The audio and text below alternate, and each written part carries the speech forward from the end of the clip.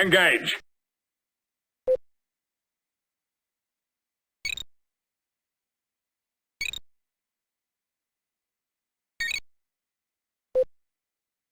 On screen.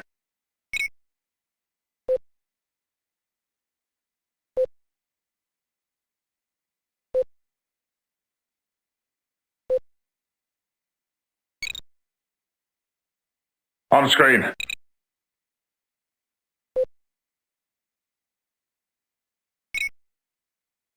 What the hell is going on?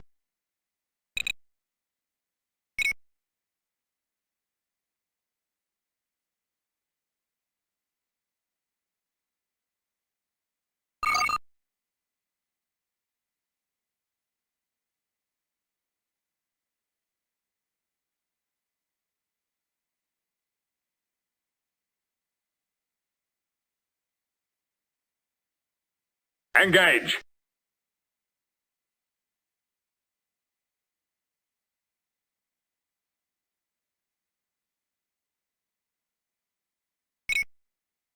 I want all the power you can give me.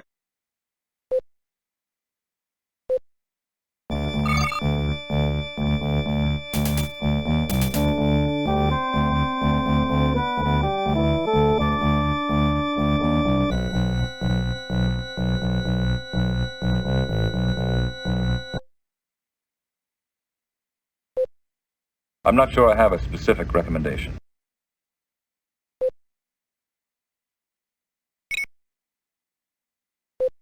Not good enough, damn it! Not good enough!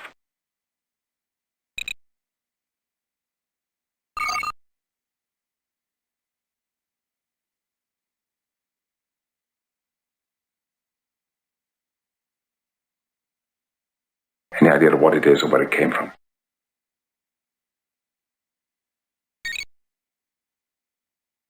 I'm not sure I have a specific recommendation.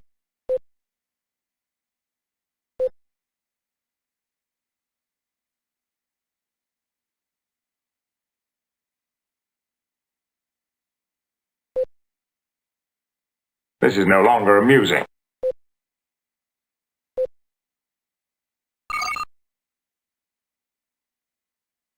They seem normal enough.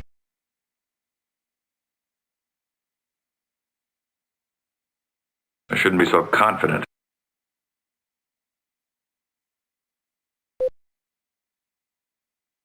Make it so.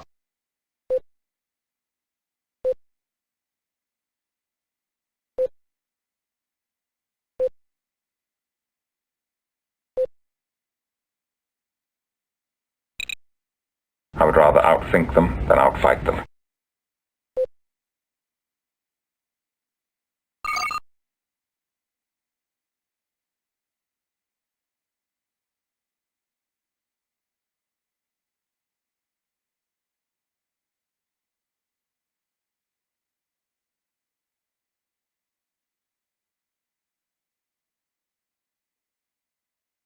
Engage!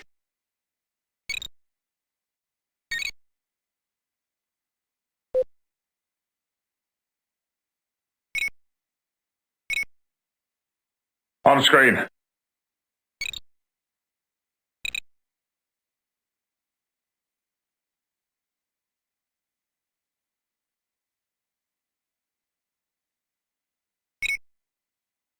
Let's investigate.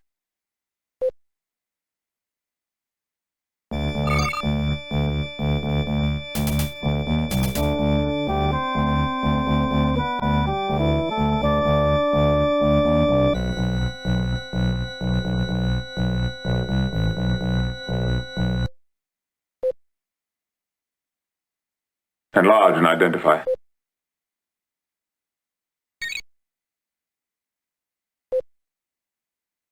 I shouldn't be so confident.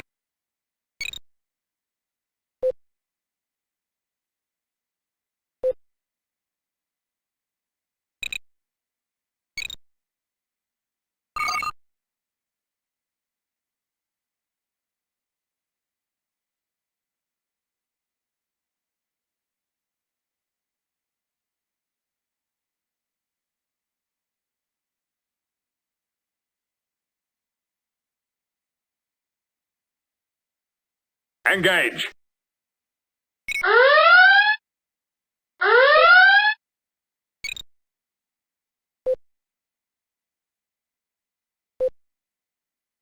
I'm not sure I have a specific recommendation.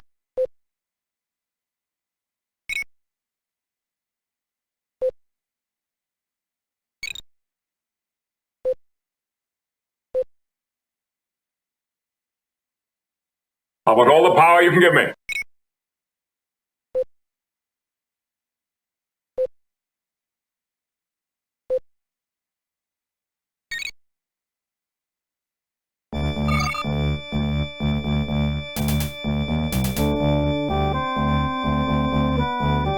Strange.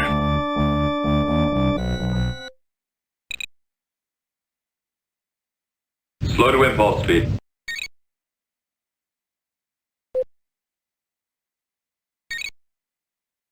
Stay calm, everyone.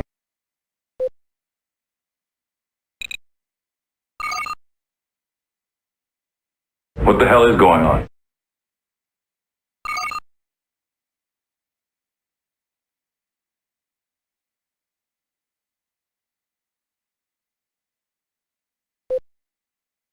I'm not sure I have a specific recommendation.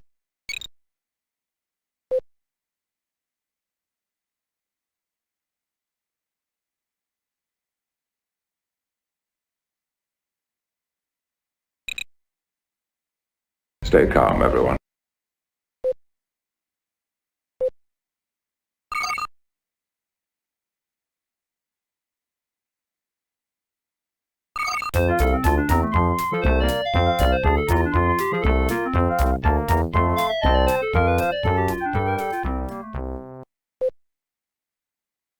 Let's investigate.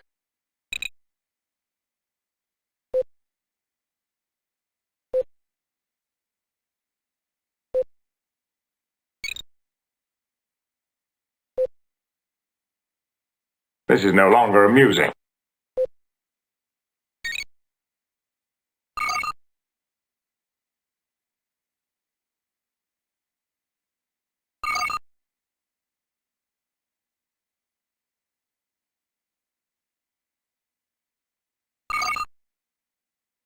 Macro head.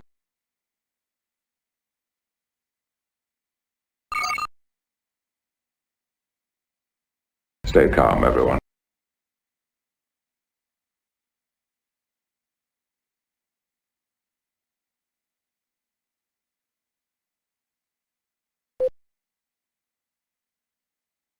Slow to impulse speed.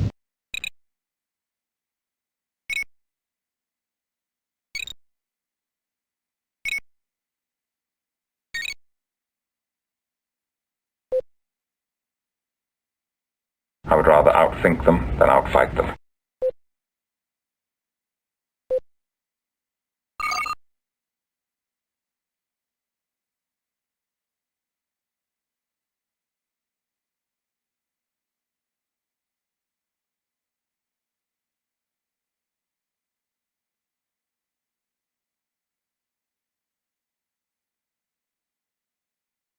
Engage!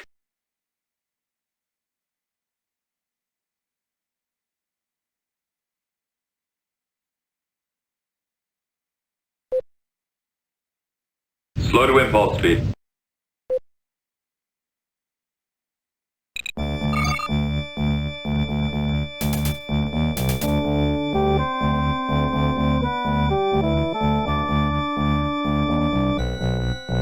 Strange.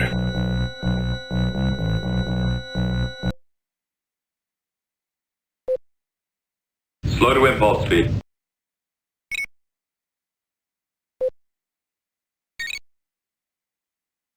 Not good enough, damn it! Not good enough!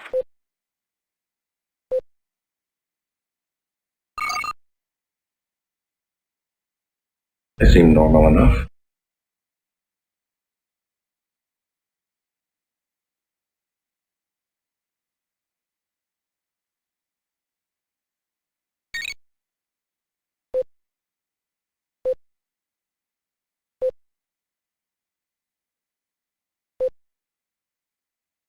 I'm not sure I have a specific recommendation.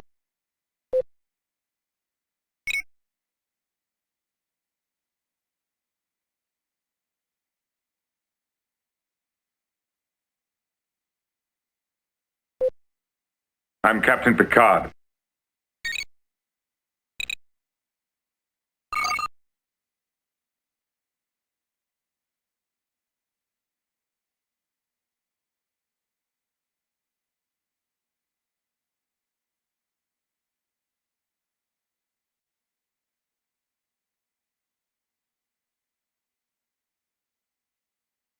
Engage!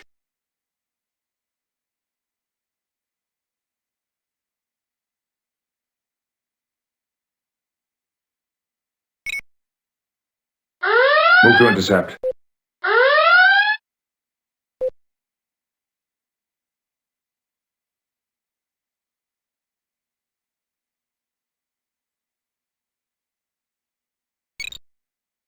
How about all the power you can give me?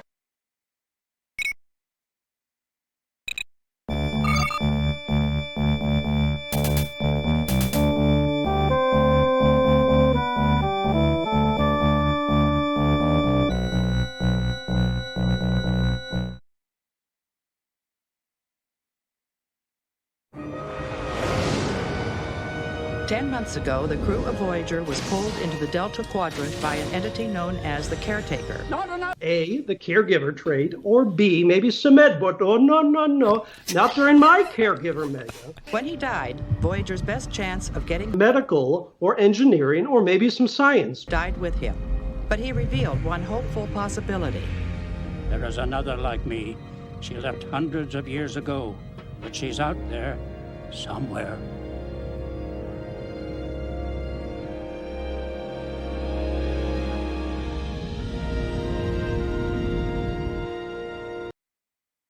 Hey, my name's Rachel Antrell. I play Commander Non on Star Trek Discovery. Welcome to Timeline Talks. Welcome, ladies and gentlemen. Coming to you live in Technicolor from the beautiful Hollywood Hills, California.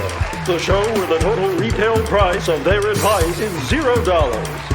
This is Timeline Talks.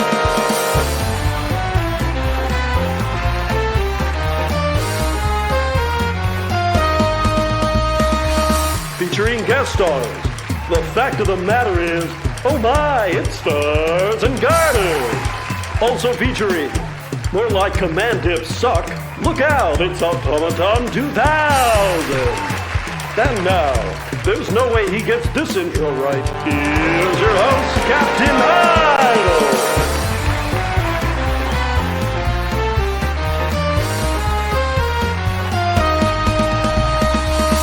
Yes, welcome ladies and gentlemen to another fantastic edition of Timelines Talks, the premium exclusive #1 show for all things Star Trek and Star Trek Timelines. I'm Captain Idol and I am joined by my regular co-host Automaton 2000, and yet again, Stars could not be with us this week, but we are in fact joined by Space Junkie's very own Scholar. So welcome Scholar to your first Timelines Talks.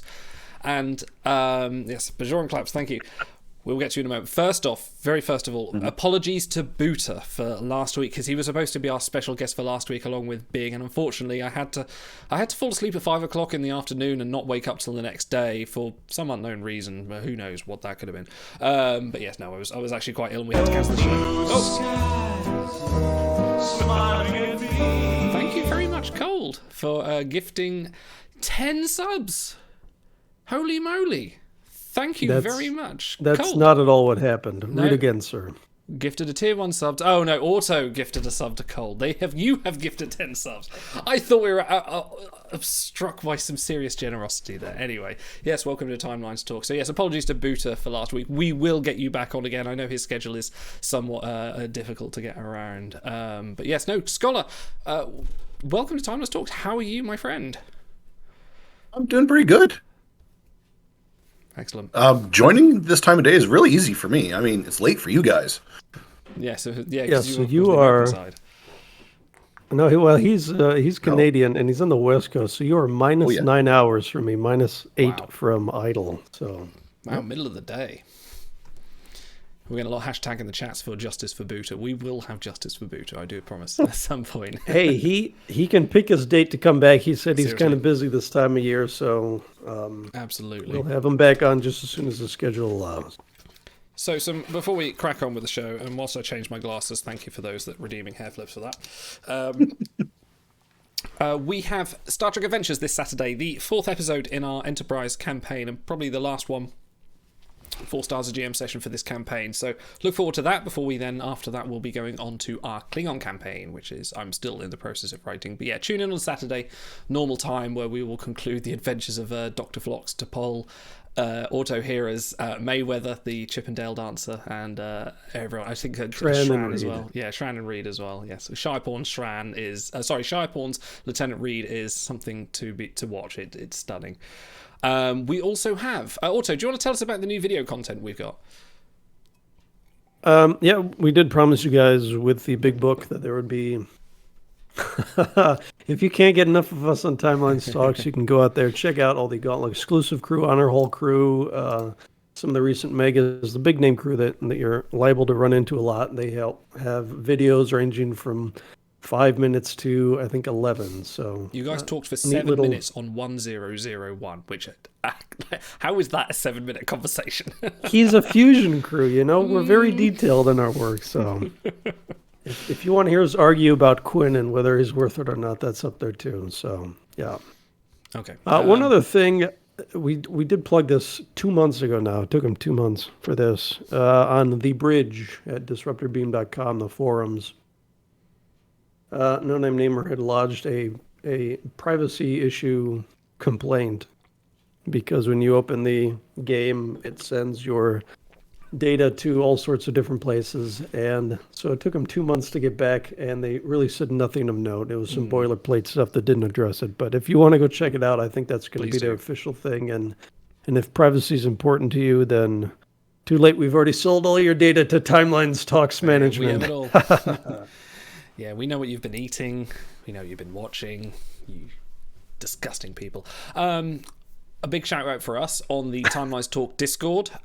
We have got a new process for 12-hour voyages. Obviously, those that are on the Discord know we keep a leaderboard for those that have hit 12-hour voyages for length and for sort of, different achievements on that regards. We've sort of changed the system of how you submit. Go and have a look how you submit a 12-hour voyage now. It needs quite a few screenshots, but just to make sure that everything is sort of up to speed. And a big shout out to our new voyage verifiers, especially to SSR's very own Nolian, who's really, when I said to him, like, can you give me a hand with this, he really sort of took it under his wing and sort of seems to be sort of running the whole thing now. So big shout out to him and to Flash and to Nobleman and to Genos for really sort of helping and me Roy out with Kirk. Yes, and Walt Kirk as well, yes. And Roy Kirk as well, yes, of course. So thank you to those guys. Go and check out the Discord for anyone that's interested in submitting a 12-hour voyage. It's new process. It's fun. We're going to be starting maybe a seasonal event soon, so there might be a sort of a spring season of 12-hour voyages. Keep an eye on that. We're still working out the process, but there will be something on that. Shall we, gentlemen? And thank you to Walt Koenig and Roy Kirk for subscribing before we started. If you guys wait till we're live, you get to hear the red alarm and the red lights go on. And red alarm is a follow. Red alert is a subscription, and you get to hear us go, hey, thanks guys, way, and see all my lights go mad. Let's spin the wheel. So thank you to everyone that submitted show titles, and Evans of Wales' fabulous show title won the cut this week. Absolutely fantastic. So I'm gonna bring the wheel up right now. Hopefully, there it is. So one of these, step right up. One of these wonderful. Let me just count out. 7 people will win a.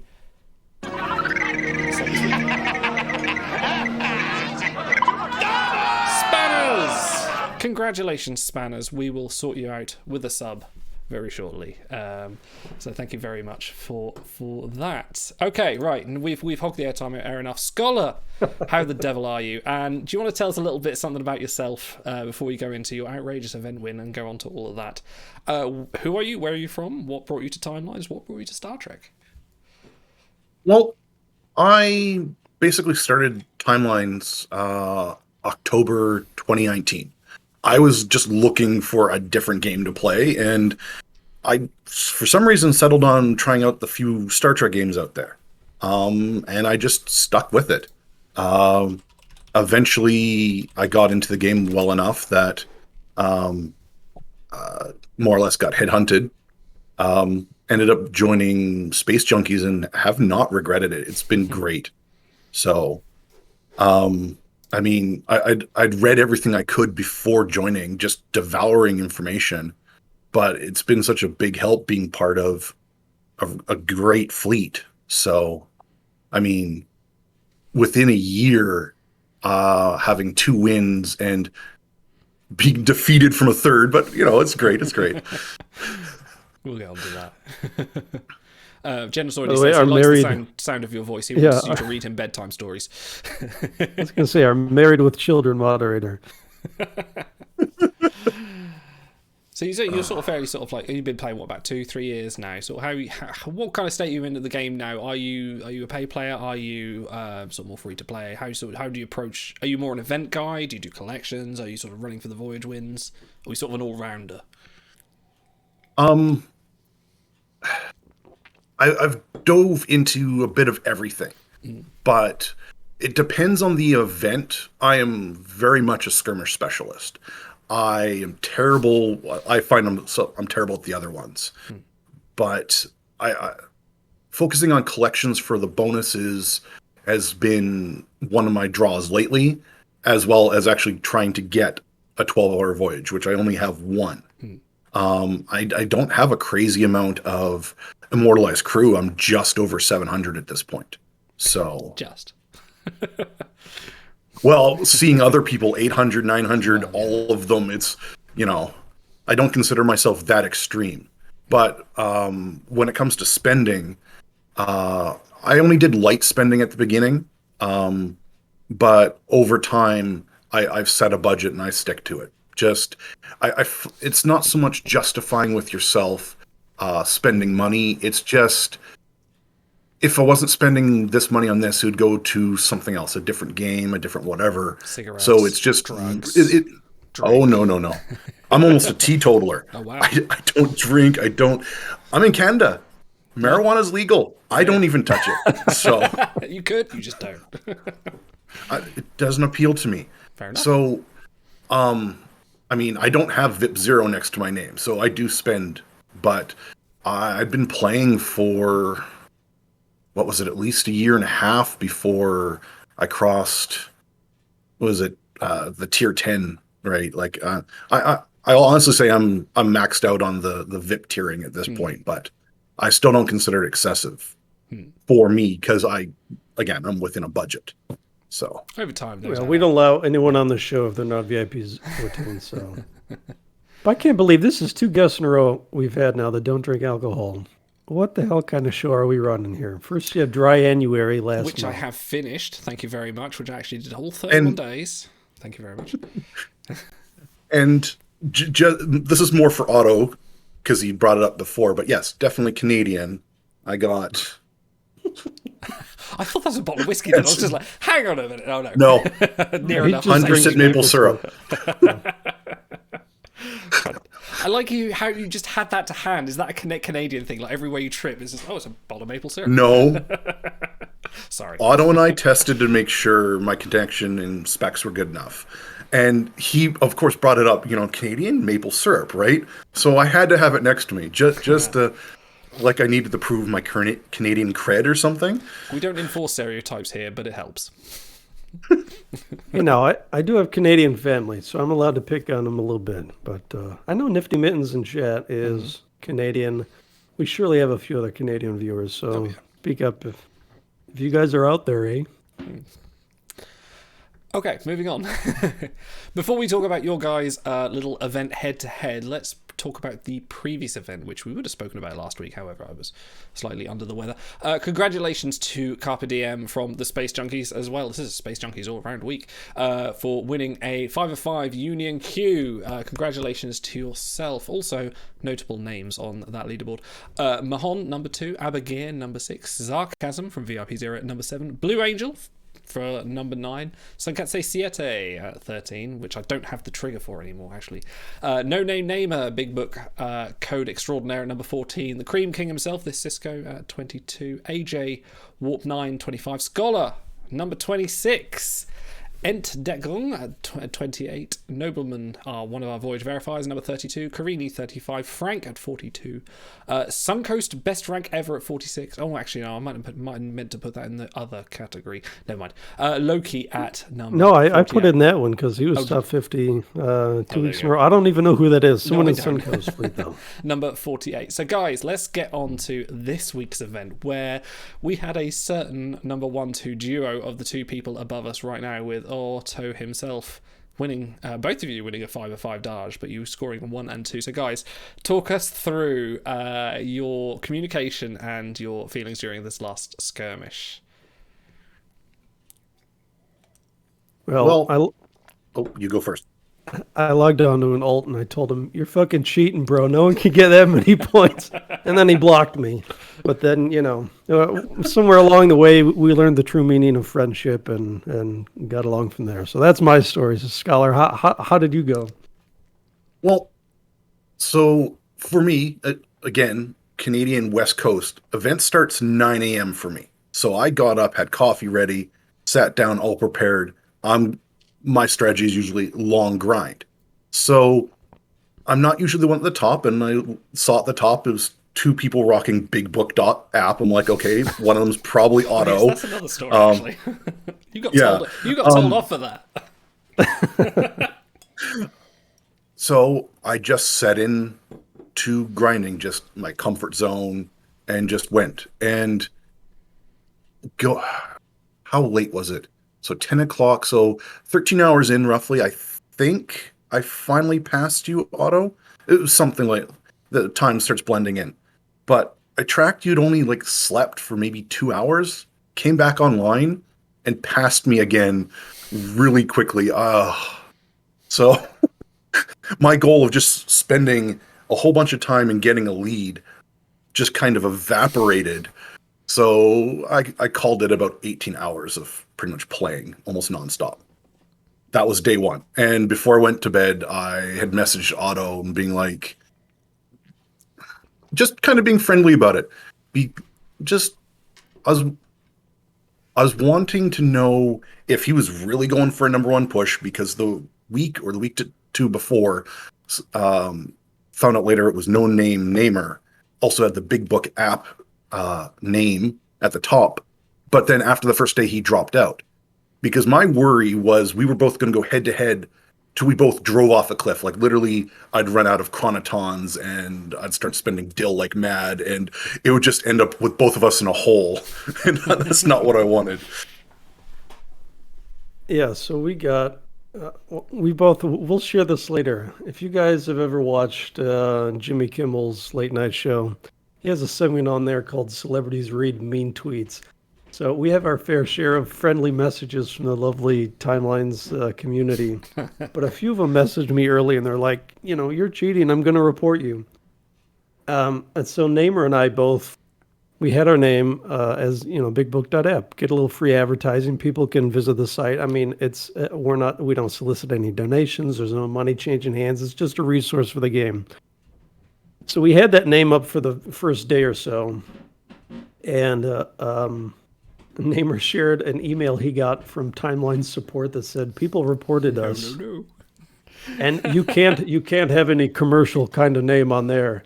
And so they had never messaged me in game, which you're sitting there tapping.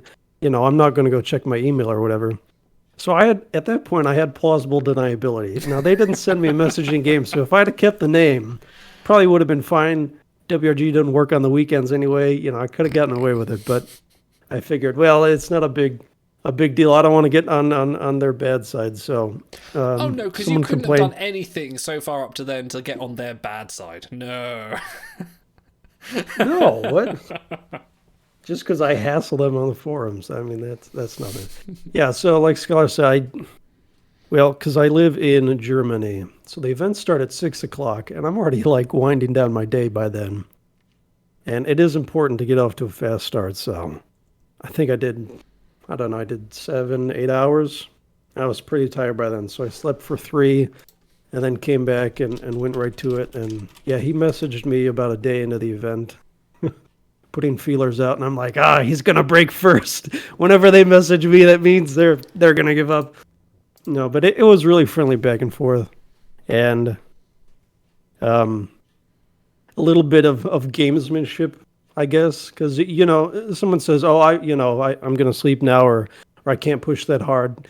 Yeah, sure, buddy. I believe you, but just in case, I'm just gonna keep tapping. I figured you're like, no, he's blowing smoke. I'm not gonna fall for it or anything like that. But as I've learned, you're not the first person I've talked to.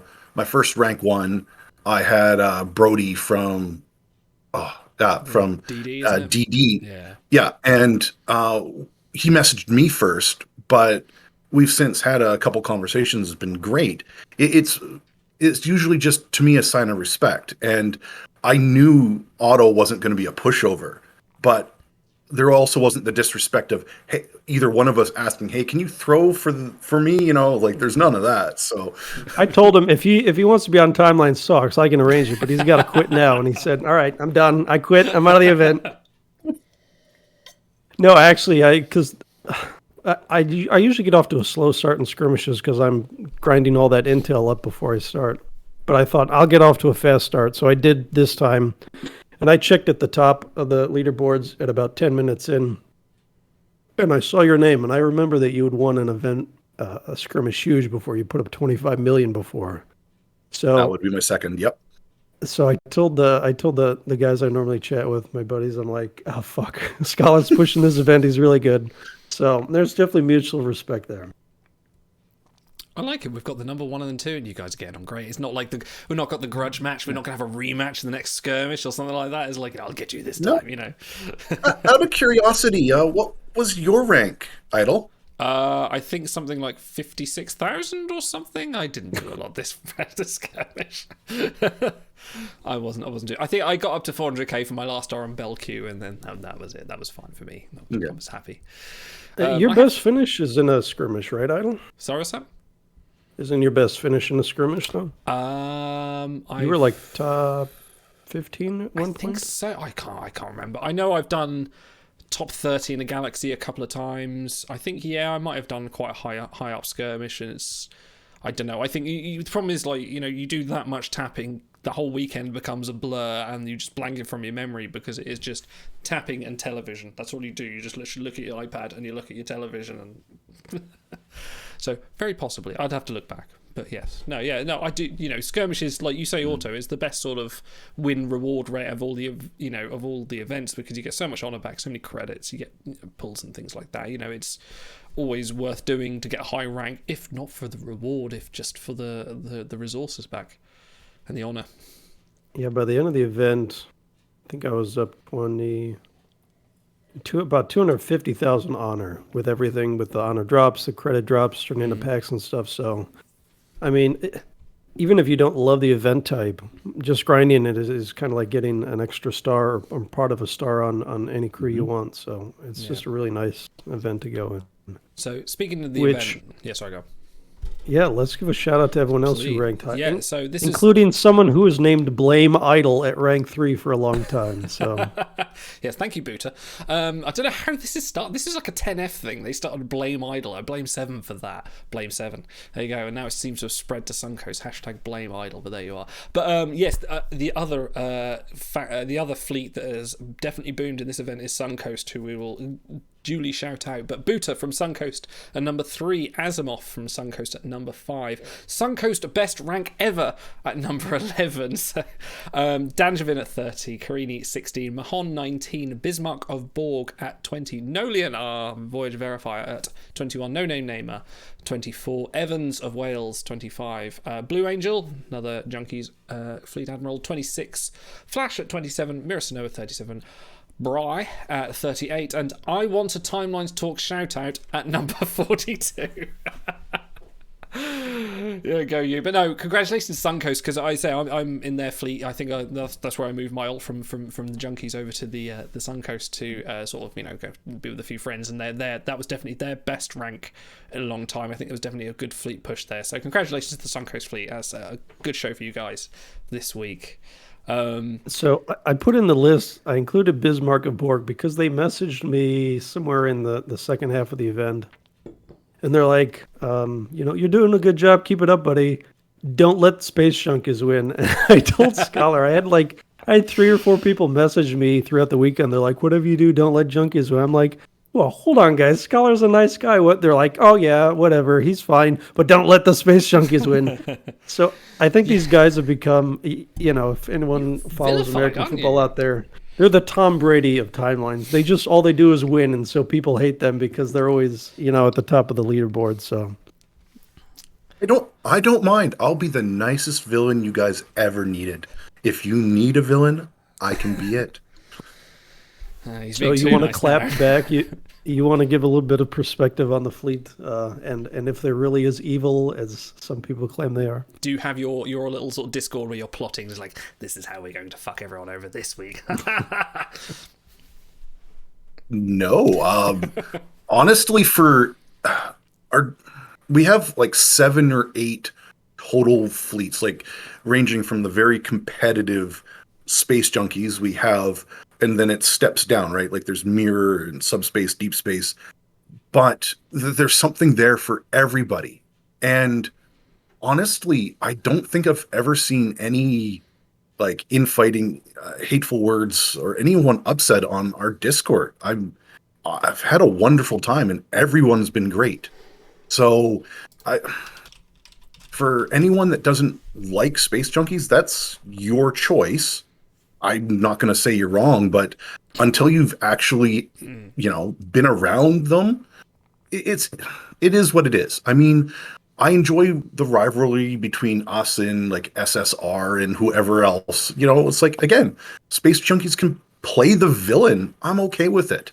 But we're not out to like destroy everything. We're not burning timelines to the ground. So no, that's our job.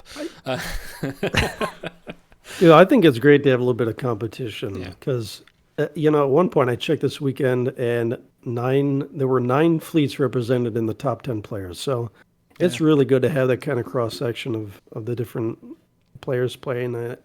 I think SSR and Junkies did kind of a head-to-head a few months back with Damon Solak, and they made a big deal of that weekend. And Suncoast showed up big, and so I think it's great when there's some rivalry. Yeah, I think it's from my experience, I've put one of my alts into the Junkies at one point, and I was very just sort of pleased to go, these are just normal players. This is just a normal fleet. They talk about shit. They talk about the game, and they play the events. Except for Space Junkies Cold. What a prick that guy is! I can't believe. Whoever let him on our server, we should probably kick him off by now. Let's revoke everyone else is a good egg. Leave some of the game for the rest of us. Yes. Oh, yes. Actually, congratulations to Cold. Speaking of, for getting his first to max this week. On did you get the first to max on? Someone can clarify that for me. Security Laris. Thank you. Yes, for security max. So congratulations to you, guys. You teased the fact that you may have got some messages that might have not been so. Well spoken whilst you were skirmishing. So shall we go? Shall we read some mean tweets? Shall we players read mean tweets?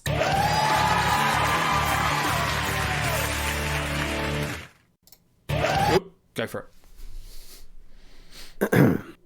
And we'll leave names out of this so as to not embarrass anyone. But we did have a good laugh over it anyway. Why you cheating? Sup cheater, how you doing? LOL F you. LOL. What a cheater, by the way. You've been turned in. You've been turned in.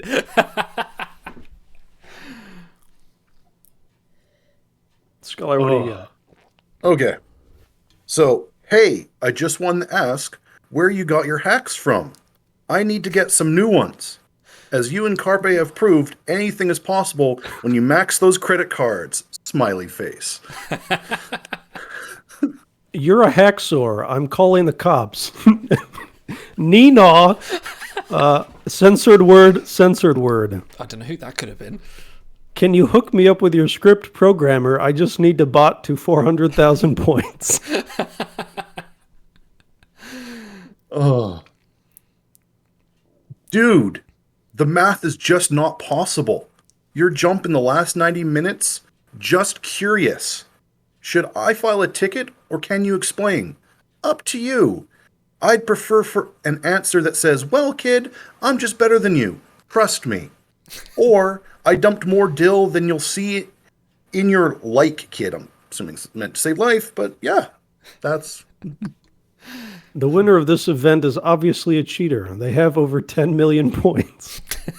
How does it feel to have 14 million VP instead of a functioning social life? Okay, now that one isn't mean. That one might be too close to home. So there you go. That is very nice. That's the wonderful encouragement and support we got from the Timelines community this week.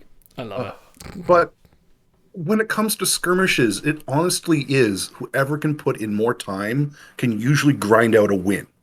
So, like the saying is, like, how can you kill something that has no life, right? So, I think for the one that said, can you just tell me that you're better than me? You should have just gone, yes, I am. Messaging through timelines is like pulling teeth. So I don't have time to respond to those. If it was Discord, that's much easier. So yeah, funny how they're not willing to actually come through that way. Have you ever had a Discord abuse message before? You don't have to name names. Oh no, thankfully not. Yeah. No, the people on Discord actually, they're pretty earnest about it. Like they'll share a screenshot or whatever, and they'll say, how is this even possible? Or they'll ask, are they cheating? And usually the community will jump on them, but it's if you're asking seriously, definitely there are people that macro and bot. I mean, we've seen videos of it, but I was telling Scholar, I said, if I had a skirmish bot and I wanted to cheat, the last place I would hide is in first place where everyone is looking at you and they're all asking if you're legit or not. And then you get reported to WRG and they message you. So, I think if I were cheating, I would have been banned long ago. I like this Cisco. Proper moisture is needed to finish those goals. Well, you would know. The Cream King. The Cream King himself. Okay. Let's stick on the Scholar train this time. You have something to share with us while we enter another episode of Love It or List It. We're having tacos for lunch. It's lunchtime. I think I'll get some guacamole. But before the boys chow down, I said I'm not buying another Mother Hotter. They have some serious flipping to do. Yes, hello, Taco Shack. And they managed to turn this lovely colonial constellation, the tacos just arrived, into a tidy profit. Want I some lower? Of course. Why does everyone think I'm such a monster? I shan't be ordering the enchiladas again, I can tell you. Otto, you can at least stand downwind of us. Well then, here's to retrieval. Timeline Talks Love It or List It. Wednesday at 3:30 on Channel 4. There's no way that doesn't crack me up every week. So, Scholar, you have given us some constellations to mull over, and we shall play some Love It or List It. Oh, hang on, I've got chat twice on my screen for some reason. Let me fix this. What the bloody hell has happened here? Bear with me a minute. There we go. Let's get rid of that one. There we go. Right, our first constellation this week, Alicia Travers, from the two-part Enterprise episode from season 4. Human saboteur, resourceful caregiver, topical, or civilian. There's a pull-up in chat, so let us know, guys. Do you love it, or do you list it? It's a risky one, because resourceful and human are quite cheap. So we're in the middle of a Caregiver Meh-ga. In fact, a day away from the only pure faction. So this might be kind of a high point for value for Caregiver for a while. I know it's also kind of been a key cog in some very desirable retrievals in Mokubar Crusher and Prisoner Kim. So that's going to be kind of the crown jewel of this one, I think. I think it's quite trait light, Alicia Travers, isn't she? She's not got a lot to her. Well, yeah, but it also means if there's a specific one you're chasing, it's going to be a bigger chance. What are you thinking? Which way are you leaning on the Scholar? Other than Caregiver, most of the rest of that is not that worth it. I honestly would probably just list it. 1 and 5, it's not that strong of pulling what I'd actually want out of it. Yeah. Yeah, I think saboteurs. Saboteur is okay. Yeah, I think Braxton used that in a couple combos for a while. And of course, Ishara Yar, but that's for a different stream. I'm sorry, Otto. I hate to break it to you, but I have frozen Ishari. I'm so Oh, sorry. come on. She's She's okay. great. Mm-hmm. She's great when you immortalize her for the first time. Could you say that less creepy, please? Love All me right. some I think Ben. chat has spoken, and they say love Yes. it. So, yes, So please are love you that going to for follow us. the whims of chat and open it? Well, certainly. Are you going to play the Space Junkie's heel and list it right away? Nope. Oh dear, civilian. Never mind. Civilian. Yep. These things happen. Well, at least it's not human. Okay, next one is one. One constellation contains one of the following 5 pole stars. Human, Borg, resourceful, tactician, hero. This kind of reads a lot like Traver's, like very few traits, not much you want. Yeah, when I think Alicia Travers, I think one, the Borg. Sure. Well, they share a lot alike. They're in episodes everyone's forgotten, so... Dude, I love one's episode. That's really, and it's played by J. Paul Bamer. Which one's he? The guy who comes up occasionally. He played like 3 different Nazis, which would probably never get in game. Oh, that so guy, right. it's Like, what is your Mistral, specialism? I play Nazis. the Vulcan. It's one, and it's someone else that I forget at the moment. People saying love. I would be tempted to list. I think, like Travis, you want Borg, maybe you want Hero. I think This one, I know for a fact, Borg and Hero are actually quite valuable. So that makes it a 2 out of 5, and I'd be tempted to open that one. So Well, chat overwhelmingly agrees with you. They say love it. So roll the dice, Scholar, and let's see what we get. Ooh. Oh! yeah, nice, very nice. Loki says Borg is through the roof at the moment. So. Oh wow, yes. Yep. Borg is hot shit right now. Okay. Dominion Ducat. Constellation. Cardassian Dominion. Brutal, desperate, veteran, cultural figure, villain. I quite like this. This is quite tasty. There's a lot to love in there. And Ducat is always so trait rich. Who is it? Bajoran Ducat has like 13 traits or something dumb. What was the last Ducat variant we had? And don't say Frederick LaRouque. What was the last one we had? You gotta check now. Maybe it is. yeah. A Ducat variant that doesn't contain an Ducat Ophidian. Breen? Really? Breen disguised Really? Ducat? Wow. That's got to That be was what, 2018? Oh, wow. Wow, no love for Yeah, Ducat. middle of 2018. It's been a long time. Jesus. Oh boy, this is a clean sweep right now. Chat is 100% behind. Love it. I think they just want to watch you open all these constellations. See, I don't mind opening this one. I mean, there's, again, some very common traits like the brutal, the desperate, but the chance to get, ones that are at least somewhat valuable. So, here we go. Spin it. Ooh, error. Classic You have been WRG. banned. There we go. Let's try that again. Boom. Okay, yeah. No, that's not bad. Yeah, That is a who's pretty good in limited Dominion? pool. Who's good in Dominion, though? It's Oh, a yeah, we're limited going to pool, get that's that all that Dominion matters. event anytime now, right? Okay, all right. Moving on. Uh, Detective Data. Oh, this is a good one. Detective Data. Android, Federation, Starfleet, cyberneticist, costumed investigator, musician. Yes, yes, I would. I would. A lot. Bit risky though. Federation, Starfleet. I don't think cyberneticist is up to much at the moment. I can't say they're all valuable, but some of them feel rarer. Costumed feels And nice. costume's not bad. Yeah. So, I mean, 5 of those I'd probably be okay with. So, I definitely want to open this one. Hopefully they don't tell me to list it. A Shadow So Child says Chad, it's a risky love. Yeah. Chad, I'm curious, how many of you guys have recently retrieved androids? Because it's been a few months since that collection dropped, but there's quite a few strong android crew out there. So anyone retrieve any androids lately?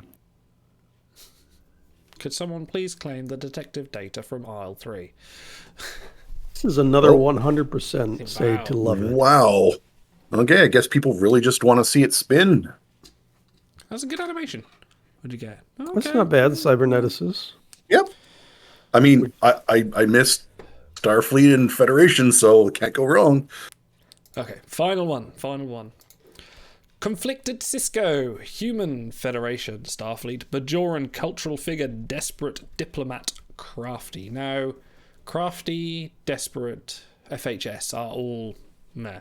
Diplomat, Bajoran cultural figure? I'd be tempted to list it. I think there's a lot of value in the name Cisco. People will pay good money for a Cisco. Because as we found with the Celestial Market, if it has a main character's name, it will sell for over 10,000. No matter if they've got 3 traits, it will sell. Bones McCoy, Interesting. get out there. Well, looks like we may have finally an upset go the other way. Oh yeah, it's definitely looking like a list. Looking like a list. Yay, I agree with that one. There's just too much weak stuff on that one. Yeah, no, that is a good one. But yeah, no, I'd say there's definitely too much weaker stuff in there. But yes, no. That's looking like a list. What would your guide price for a conflicted Cisco be? What would you reckon? Actually, I'm going to go look that up now. Go look. Sorry, I'm faffing about my headphones at the moment. There we go. I want to say ballpark probably about what 14,000. Could be estimating a bit low there. I haven't looked at the market for a while. 2,100. Ooh, wow.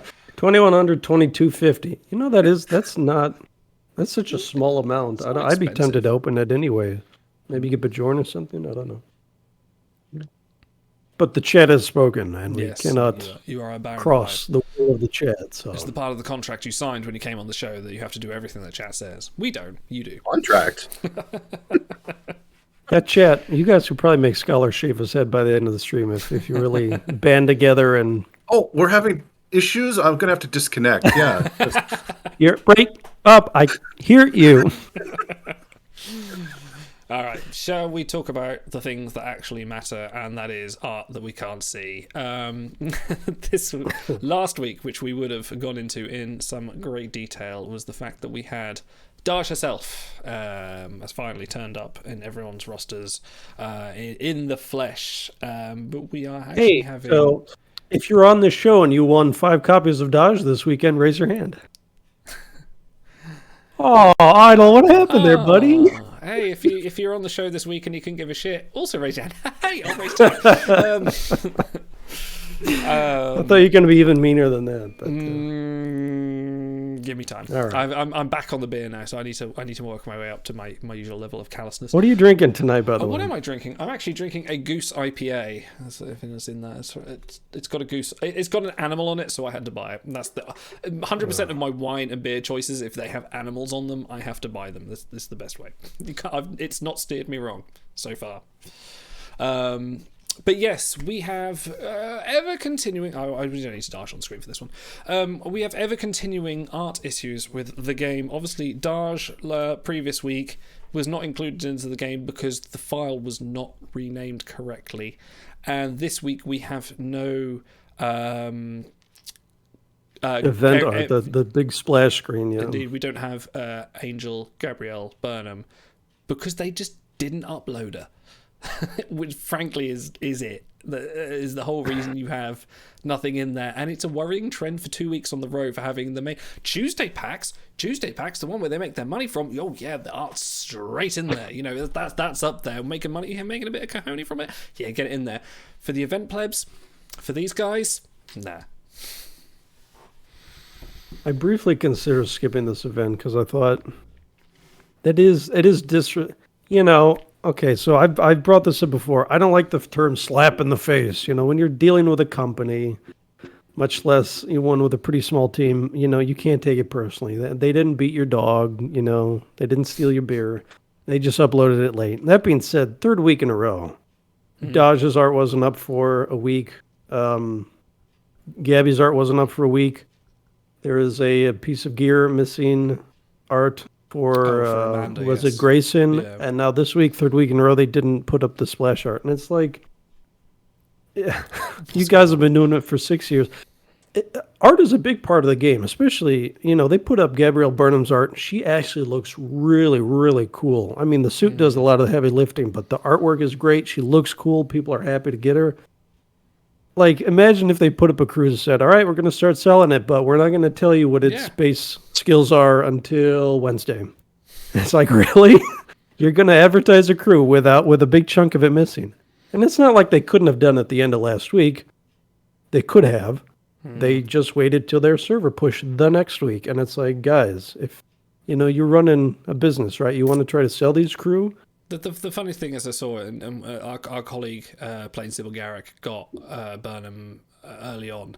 And, obviously you've got the little Starfleet deltas and the error screen, and you're sort of like, yep, I'm putting this in the gauntlet. I'm putting this... Actually, I forgot to put a screenshot in that he sent me. I'm putting this in on my server profile. It's a bad look. And I remember we had the same issue. Well, there's a few episodes back where I had a bit of a rant, and the episode was called "What the expletive are you doing, WRG?" But I feel that also appropriate now.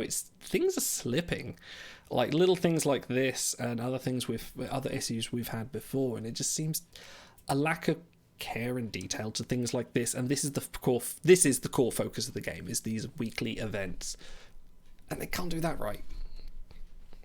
All right, I sent you another thing.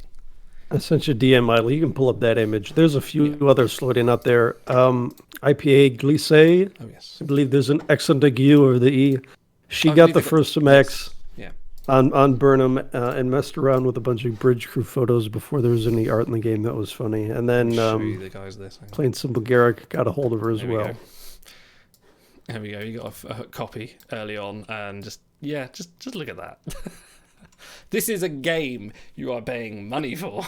Like, this is a product that has been running for 6 years now. We just had the 6-year celebration, and we're doing this, where the whole focus of the game is the core artwork. And it's good artwork. It's so good. If I was the artist, I'd be pissed, because that's so good. And the artist has been doing the best job in the company as far as I can see lately. So, Scholar, are we going off half-cocked here, or does it irritate you a little bit as well? Well, it's sloppy. Like, do they need to be sloppy? Are they somehow running out of time in the day to get the little things done? Because, I mean, you already said they're prioritizing the Tuesday pack and the things that make them money. So why is this slipping? Because it's a lot of little mistakes. Like, not like all the time, but noticeably week after week, it feels like there's something new that they've messed up on, or something that they have to go back and fix. So. No, all right. Before we get too... Go on. Before we get too whiny, you say your piece, and then let's jump ahead to Dahj, because I think, well, Scholar and I both end up chasing her, so I'm sure we have opinions on her there. I forgot what I was going to say anyway, so let's go to Dahj. Miss Auto Run. By the way, if you guys missed the intro, befitting WRG's lack of professionalism, we reused the old Suspiria rant about the Command IPSec because, hey, it's another Caregiver Meh-ga with a Command IPSec recurring Meh-ga. To be fair, we put in... To a lot of people, we've had a lot of new viewers since then. Like, we ran that early on where we first started Timelines Talks. Like, that was pre-Off-a-Wall. So there's probably quite a few people that haven't seen that find that quite new. So we got away with it. You mean we can just recycle our content every 8 months? All right, that's what we've been doing every week. So there you go. Anyway, please, go on. Dahj on the run while I evacuate. Second time in an hour. All right, Scholar, you lead this one off because... You did grab 5 copies of her. Were you excited when you saw that this would be the crew? I imagine you decided you were going to go for the event before you saw her? Or did she push you over the edge? Okay, so me deciding on the event, I'm terrible for not planning it out too much. It's just usually, hey, I have time off from work and a skirmish comes up. I have some resources. Let's go. I feel like it. But I do like her art. I mean, her stats aren't that bad. And hey, look, there's engineering or science or med, not Command Dips Sec in there. There's another stat. So it's like, okay, she will probably fit on voyages more often because of that. I mean, we're loaded up with Command Dip Sec right now. So. Yeah, she is Dip Primary, which I always find a little bit irksome, but it is a fairly big score like they always are. It's funny because the skill set they've introduced a half dozen crew, and I think they've done one a month recently, including Liana, who we'll talk about later, the six-pack crew. So first the event and then the six-pack in consecutive weeks with the same skill set. So, I mean, if you're picky, you could find something there. The art is kind of cool, and we talked recently with, I guess it was with Walt. The episodes run together about Dahj, and if she has any events left or any variants left to come, this is probably going to be it, because I think she, spoiler alert, she dies in the first episode or something. So it depends if they do anything in Picard season 2. I don't know if because there's already going to be, we're well aware there's some sort of time travel shenanigans. There could be some sort of way that maybe what we're seeing in Soji in the teaser is maybe actually Dahj. So we'll see. There's room for it. So the card is fine. I mean, by the numbers, you'll probably use it for a few years. She's got a couple collections, good base, decent voyage, so it's all there. Decent voyage rank, but how many seats does she actually fill, though? Because, I mean, I don't remember Android really being one of them, so... Well, she does have 5 antimatter traits. Survivalist is going to be the rarest one there, so I think she'll slot in fine. We recently had Taiwan Alexander in the same skill set, and he was brutally bad. So, if anyone found him useful in the slightest, she'll blow him out of the water. So, do you think this is the if you can't get Scapegoat O'Brien even after getting Bagman for free, here's your freebie? Because do you think have you got the goat yet, Scholar? Oh yes. Yes. No, I paid to get Bagman. Yeah. And I finished up who I needed to get Scapegoat, and Scapegoat's been voyaging for me for a while now. So how do you feel as someone an early adopter to Bagman? How do you feel about him being now free in the unpaid campaign track? I expected it, to be perfectly honest. As soon as Scapegoat O'Brien's value starts getting competed with and diminishing with other characters, I knew they would be like, well, before Bagman hits PAX, let's throw him in the campaign track. I mean, I'm way more happy with seeing Bagman in there than Tilly. I haven't even purchased the upgraded campaign yet because I'm still humming and hawing about her. So, before we move on, I will say about this skill set, if you guys use or are planning to use the citation optimizer on Datacore, there are a few crew in there who frankly should not be, but in Ushan Archer and Satindress Lily Sloan, and their power is brutally bad, but a lot of calculators do like that skill order, the DipSec Eng, so it is a good skill set overall. And Dahj brings much more power than some of these other crew that are popping up as candidates for voyages. So I'm looking at these other crew. Tempted Data, he is super old. Portal 63 was bad when he came out. Wow. So it's a pretty light skill set. Certainly better than what we're going to talk about later. Hey, now, Portal 63 is the second best Takon variant in the game, so... He is. That's all we have to say about that. So a slight aside, before we go into this week's Caregiver Meh-ga, a little bit of Trek news. Let's do some actual Star Trek news for a change. We know that Picard is coming back March the 3rd, so that's coming really soon, and obviously Discovery is back on the air very soon. Strange New Worlds has a air date of May the 5th, Brave being after May the 4th, which is Star Wars Day. But, they really do want to go head-to-head with the nerds of like, yeah, Star Wars and Star Trek.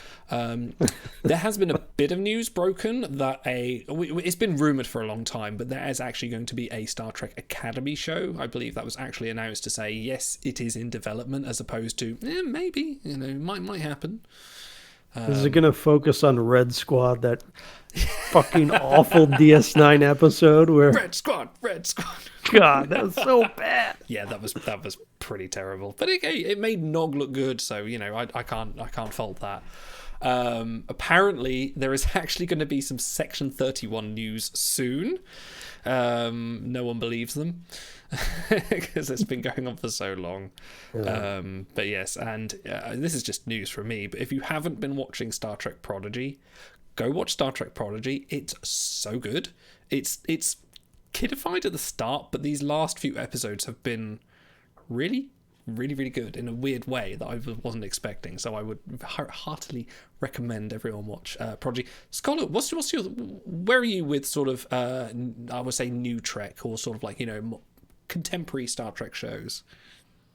Okay, so I'll work backwards. You'd mentioned Prodigy. Before I take a shot at watching that, I'm actually just waiting for it all to come out. If I like it, I might want to just dive into it. If I don't, I can just leave it as it is. The Clone Wars? No. I'm very picky with my sci-fi. I like Fair enough. science tech, not science fantasy. You will like Prodigy then. There's a lot more tech in that. Yeah, but yeah, no, fair enough. Yeah. If you can get past the fact that some of it's, you know, it's designed for a sort of early teens audience, there are some very kind of, you know, directions for enable of that. But I will say though, bear with it, because I say what we're on episodes 7 or 8 have been some of the best episodes that I've seen. Like actually some better than some classic shows. They've been really good. But anyway, that's enough of me trying to pitch it to people. Like, you know, please carry on. Yeah. So I have been watching all the new Trek, but to basically explain what I like from that, I like the darker things in Star Trek. So Deep Space Nine and its core, anything mirror universe, stuff like that. Things where it's their flaws more than, you know, the beacon of humanity. So Discovery, love the first season. Not liking the latest season. Interesting. Really not. Interesting. Yes. People go the other way with that. Well, for me, I guessed the mid-season cliffhanger episodes in advance, and if I can figure that out, that's not good storytelling. I mean, I love Lower Decks. It being animated, not a problem for me. There are just too many Easter eggs sometimes. Yeah. And then I also was not a fan of Picard because it felt like they had a great idea at the start of it, a great idea at the end of it, and then random filler stuff in between. It felt rushed because, you know, it's only a dozen episodes or so, not like it's left to breathe like old Star Trek where you get 24 plus episodes.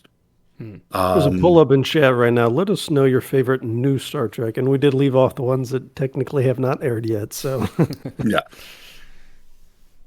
Have I disliked anything that I've watched? No. I just find some moments are wasted and some hit really well. I mean, that's fair. I'm not a huge fan of the original series, but third season of Discovery with you know, the callback to the city of I'm gonna get it wrong. City on the Edge of Forever. Yeah. The portal and Behold time travel. Yes. I geeked over that part. I love that just so much. So Actually, that mirror 2-part was really good. I really enjoyed that. But you said about you liking Discovery season 1. I was actually thinking, I was driving home today. I was having to think about Discovery, and I actually kind of concur with you a little bit. I think Discovery season 1 is very underrated. I think it's actually better than... There was a lot of animosity at the start of Discovery because of what it was and what it was representing. But I think actually when I rewatched Discovery season 1, I found a lot about it that I liked as a whole. You know, Captain Lorca's story and things like that, and the sort of, you know, the Mirror Universe arc as well.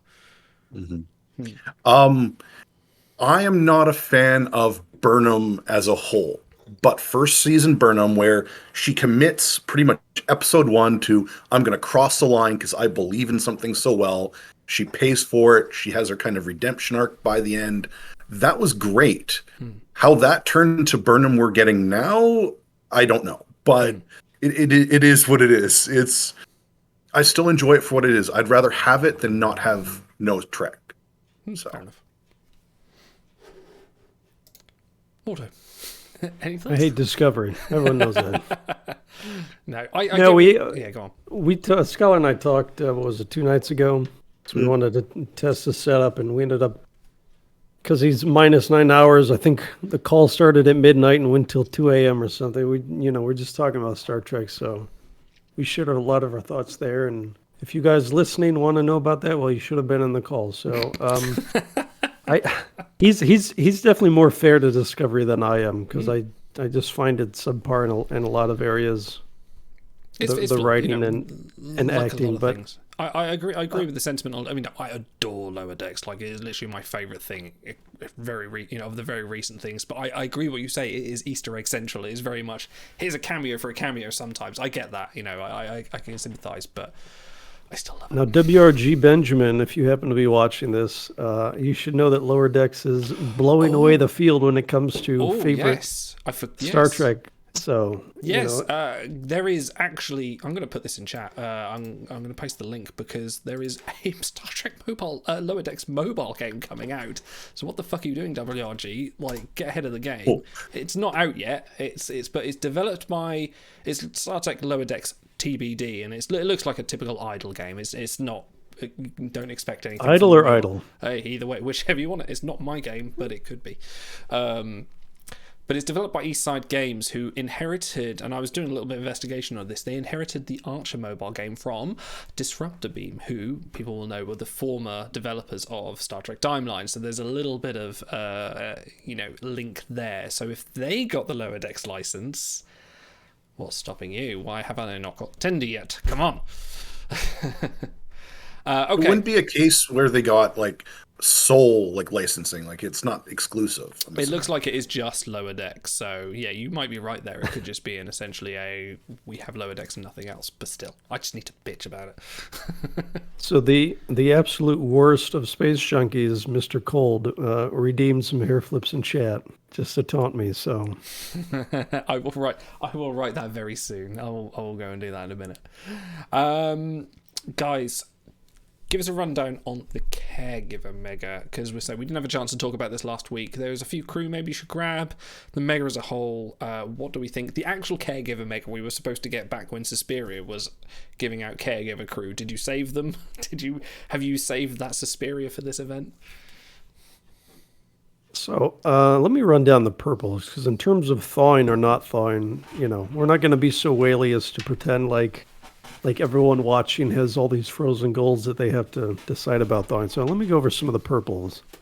And at the moment, we are completely bereft of command options for caregivers. The top right now is Crashed Tuvok, who I think is up right now in the 490 pack, if I'm remembering correctly. And that's a secondary skill, so without boost, it's 641. It's not great, but, he will ride shuttles because he has a good dip base. I would assume, just based on the spread of caregiver skills, you're going to see a lot of dip and med seats on shuttles. At least I hope so. Command and Eng are a little more lacking.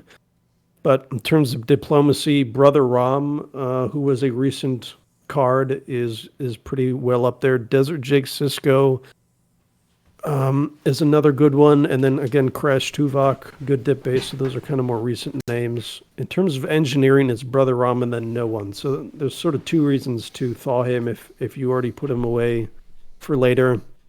Midwife Worf is the featured crew, is obviously going to be the one, but he's the top med for purples as well. So dress uniform Bev Crusher, this might be your only chance to use her. She's been hanging out without too many Crusher events.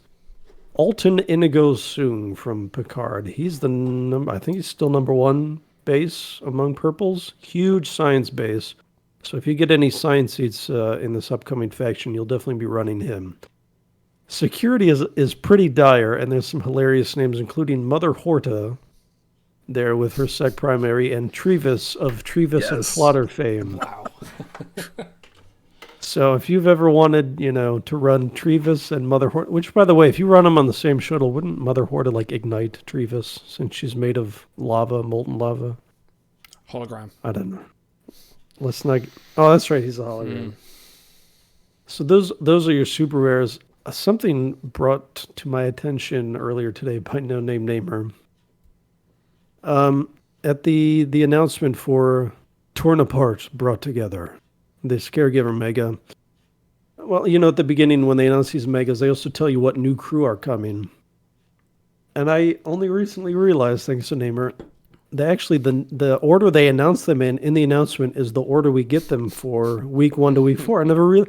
We always like to do this little guessing game of, what week are we going to get which crew? Apparently, they tell us right up front. I went back, the last 3 all match the orders. So that means next week we get Jabon and Sanctuary Booker, and then Reunion Raffi must be a purple the last week, if the pattern holds. So that's interesting now, and I wonder if that'll get back to them and they'll mix it up, or if next month will be the same. So.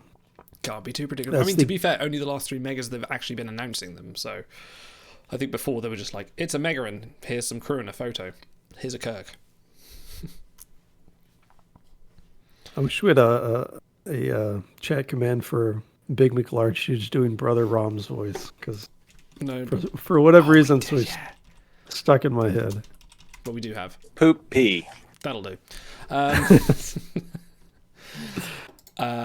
Okay, let us talk about the high point of this week, which is, and let me press the right buttons and get the right crew, and somewhere in this list of crew see the art's even missing here. Here we go. No, there we go. Angel, Gabrielle, Burnham, the crew you can compete for this week. Sec, Eng, Psi. A nice little array of skills there. It's not command tip sec, so we're happy. Voyage rank 48. A healthy amount of traits as well. Guys, what do we think about this new tier 3? We can talk about tiers again. Hey. Scholar, you lead us off. I feel like I've been talking too much. Well, you'll be able to dissect her better than me, but I love the suit. And this one, if you compete in events, is obviously easier than getting Red Angel out of Gauntlet at this point. And I mean, as already mentioned, who doesn't love its security and engineering with, a science on the bottom, just so it can fit, in really nicely. And that is a fair amount of traits. So I don't see what's not to love about this. Already got, innovating, resourceful collection. I could see undercover operative or Section 31 being a collection at some point, maybe astrophysicist. I think it's quite a lot of astrophysicists though, but then again, it hasn't stopped them before. Yeah, so in terms of that skill set for Voyages, you have 4 crew in the top 100 and then 4 in the next 100. So 8 out of the 200 highest scoring crew are this skill set. So it's fairly rare. And she did get added to the EV Suit collection today in the server update. So she's got 3 collections with another handful of traits that could possibly add to that. Her base is quite strong. She's the second top 10 sec base added to the game in the last year or something. The other one, Laris, has already been bumped to number 11. So, in terms of daily shuttles, she'll be good. When she gets a trait match, obviously she'll be great. Good on Voyages. She's a pretty good all-rounder. And so, faction can kind of be sort of a not so new player friendly, because you do need featured crew and you need to have boosts, sometimes maybe shuttle tokens. But if you guys are in a position to grab one, I mean, even just for the art, Shan, WRG's forum moderator / community point of contact, did share the high-res art in the event thread this week on their forum. So if you want to go check that out, it's really cool. And it's on bigbook.app. You can go there too and look at it. So this is top notch. Advertise elsewhere. Hey man, it's our show and it's our site. We should just do 3 hours of us talking about how great we are, and You mean we don't? Just a banner cycling the top of the screen constantly. Fuck yeah, we're awesome, and it just keeps scrolling. Thank you, Locos Monkey, for thinking what we're all thinking is our pin particles part of equipment. This is very Wasp-esque. It is very much Marvel's, Ant-Man in the corner somewhere, It's Janet Van Dyke. All right, Isla, you're the disco enthusiast. Can you tell me, in her art, she has these little bots flying around her. I'd have to rewatch, but I'm pretty sure. I think they were there. I think they're part of the outfit. They're sort of attached on the back, and they zoom out and they do some things. I can't remember, because I don't know if they were part of Burnham's outfit, and I can't remember much of Gabby wearing the suit. But yeah, it's a cool suit. It's very cool. I love the Red Angel suit. I love the Red Angel storyline as well, and the whole not the whole storyline, but I like the idea that it is a time traveling suit. That's pretty cool. Gabrielle evades the Klingon attack using the Red Angel suit, only to find out she's now stuck in the future timeline. Sorry, Dahj, I forgot yours. I ain't going back. That's right, we'll just play Sharphorn's clip later. They should just put audio clips, links to YouTube for the flavor text, like the Big Book used to. And that's all you need. This is the third Gabrielle Burnham we have in game, and they're all golds. Now, I'm not a big Discovery guy, but I've seen almost all of it, and I don't remember her being that completely pivotal to the plot. Am I missing something? She is not, but, she...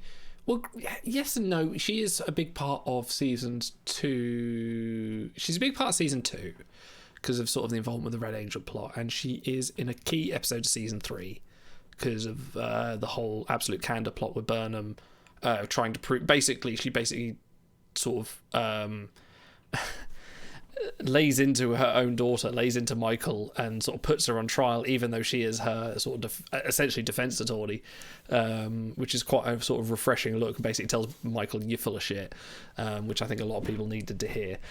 And she has a role in Season 4. She's not pivotal, but she is a part of that show that maybe we might have seen all the variants we can get, I think. Correct me if I'm wrong, Scholar. Burnham. No, I think there's a possibility. Did they do Quat Milan versions of her yet? Yeah, they have, yeah. We've got the Quat Milan Burnham. Then, yeah. So unless they're doing a sub-variant of Quat Milan, then no, that's probably most of them. So peak Gabby at the moment. If you're investing in Gabriella stock, you've hit your high, I think. Sorry, I want to include something here, and I didn't have it ready because professionalism. I'm going to send you, Idle, an image of something. Gotta stop doing that. I'm going to get in trouble. All right, I sent you this. You can pull it up. I'm going to throw a link in chat for folks. This is something actually that No Name Namer... he's never been on the show, and I think his name has come up more than anyone else's. There's this cool little website where you can plug in a name and some keywords. Why have you sent me this? What? What? Go on. Well, just put it. I'm getting there. I'm there. Yeah, so you can put in a name, some keywords, and AI will generate an image for you of what this character would be. So if you're doing some fantasy role-playing like the Star Trek Adventure stuff, you can put that up there. This particular image on screen, I took Prophet Kira's flavor text and plugged it in, and this is what it gave us. And I'm shocked at how similar that actually looks to Prophet Kira, minus, the lightning coming out of her hands. So, maybe you guys will have a little bit of fun playing around with that site, plug in some keywords, see if you can... choose your own hero adventurer. I've just put in Automaton 2000 in auto, and I kind of just want to see what it comes up with. Oh no, it's basically Ilea from the motion picture. Actually, it is Ilea from the motion picture mostly. Could be worse. All right, okay. Where are we in this show order, and why the hell am I doing this? Hang on. Right. Next up, let's have a chat about him, see if I can find him. Who likes Spock variants? I like Spock variants. Oh, bugger, it's just messed up my thing. Hang on. There we go. Typing in the show notes again. Yes, I am. Who likes Spock variants? Who doesn't like Spock variants? Prisoner Spock is here as the super rare variant you can get. Sec Psi Dip, pretty decent. A lot of traits, including resourceful. What do you think on Ethan Peck Spock? His rendition of this character, beard and all. How did you take that when he first sort of appeared in Disco? He needed haircut. Hashtag not my Nimoy. Is this third Peck Spock variant? What we had? We've had Science Officer Spock. We've had Have we had any other Peg ones? Fugitive. Oh, yes, as a Fugitive, of course, 4 yes. star. So I think this is the Yeah, third this is one. yeah. It's good art. It's an interesting moment. It was definitely very canon-defying, this moment. It's sort of like, oh yeah, Spock's been sober Pike, but he's just been arrested, and he's gone off, and now he's mental, and he has a beard. It was like, what's going on? This isn't pre-cage Spock that I know. With the help of the Telosians, Spock shows Burnham how and why he escaped from the hospital, and that he did not kill anyone. This art, though, is fantastic. Very good. The shading on it is great. You can see, obviously they use reference photos and stuff, but like you can see the veins in Ethan Peck's forearms. Like that's the attention to detail they did on this one. So, I'm wondering how this is going to look on as bridge crew. Like, is it just going to be like him waist up, or is it going to be just the whole image? Because this might work really well. The important question is, how is he going to scale compared to Age of Sail Worf? Because that is the litmus test, isn't it? So I did see earlier that Gabby Red Angel Gabby Burnham, whatever, is much lower because they have to fit in her gigantic metal wings in the background. So they push like her body much lower, and then the wings pop up to fill the rest of the screen. So she's in the Age of Sail Worf category of being much shorter, and then the wings take up the space. The best one is in the Aquatic Counterslap. You just see the tail poking up, don't you? It's just a little... He's so low in the frame. It's terrible.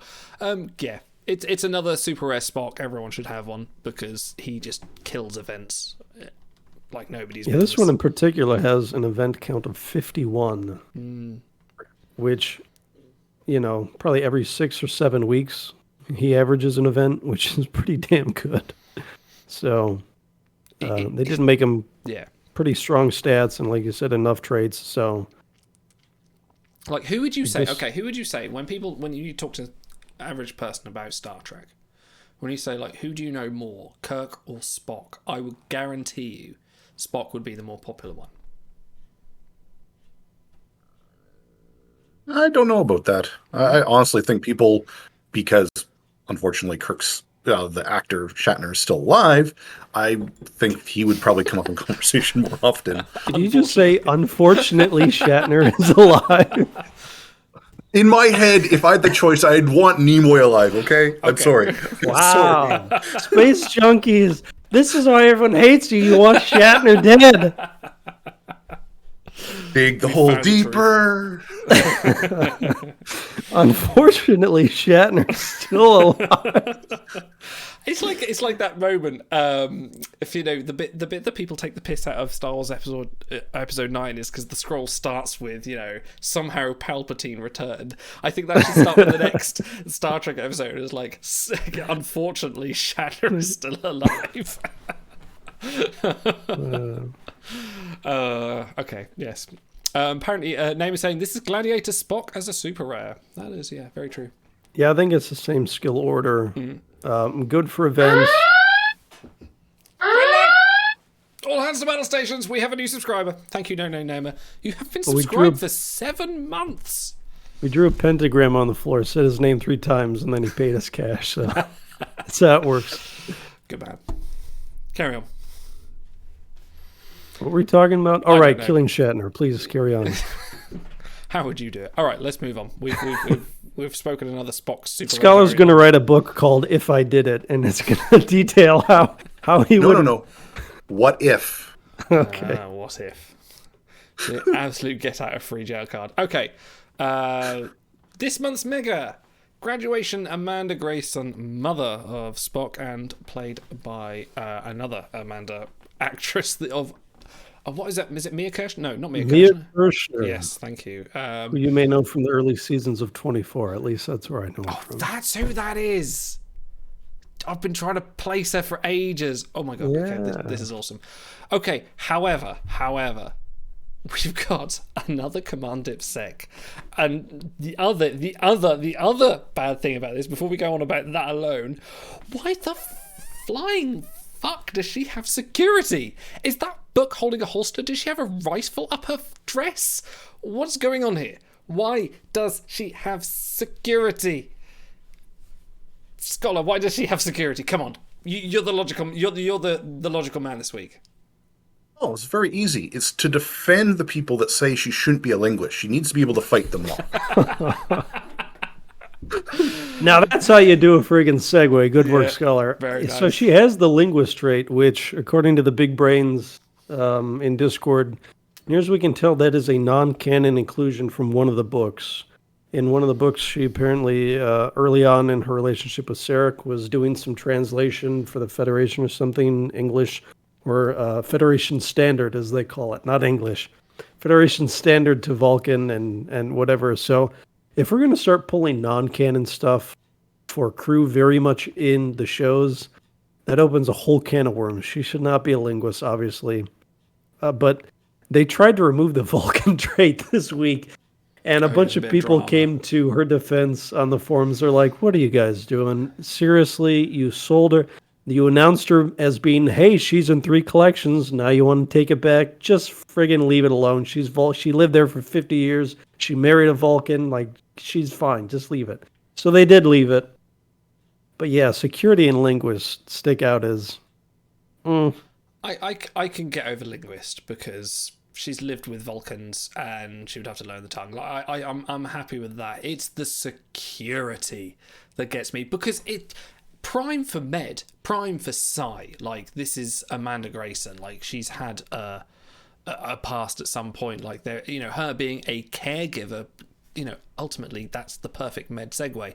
But why security? This just seems like it's a Mega Crew Command Dipsec. Fuck it, we don't care. This says we don't care. All over it. The skill set. This is the 3rd Mega in a row with the exact same order of skills. Now, I don't know this offhand, but I think there's something like over 100 different unique orders of skills. They pick the same one 3 months in a row. Like, guys. Don't get me wrong. Like, the crew that deserve Command Dipsec, I can kind of go, yeah, okay, fine, I agree with it. But here, no. This is Suspiria level of what the fuck are they doing? Because this is the exact same situation, which is why we ran the clip about Suspiria. Because this is a Caregiver Meh-ga with another Command Dipsec crew with no, like you say, no Eng, no Men, no Psy. Like, why are they doing this to her? Because the art is fantastic. The traits are serviceable. She's got a good voyage rank, but she is functionally useless with all the Command Dipsec that they have been releasing lately. With Sahil, with all the others, which I can't remember right now because I'm not thinking straight because I've had a few beers. But there we are. But why? So this is a Korean Mega. So I did put a poll up in chat. If you guys are happy with who we're getting. Now, since we are dumping on her, before you vote, let me some of the positives here. Too late. No, can't sway me. She does. The art is good. We've been on a good run ever since we had that what happened with malaria. We've been on a great run of art. Her art is good. If you do the old pinch and zoom on BigBook.app on mobile, you can see all the details there. You can see the phaser rifle hidden underneath her left garment now. No.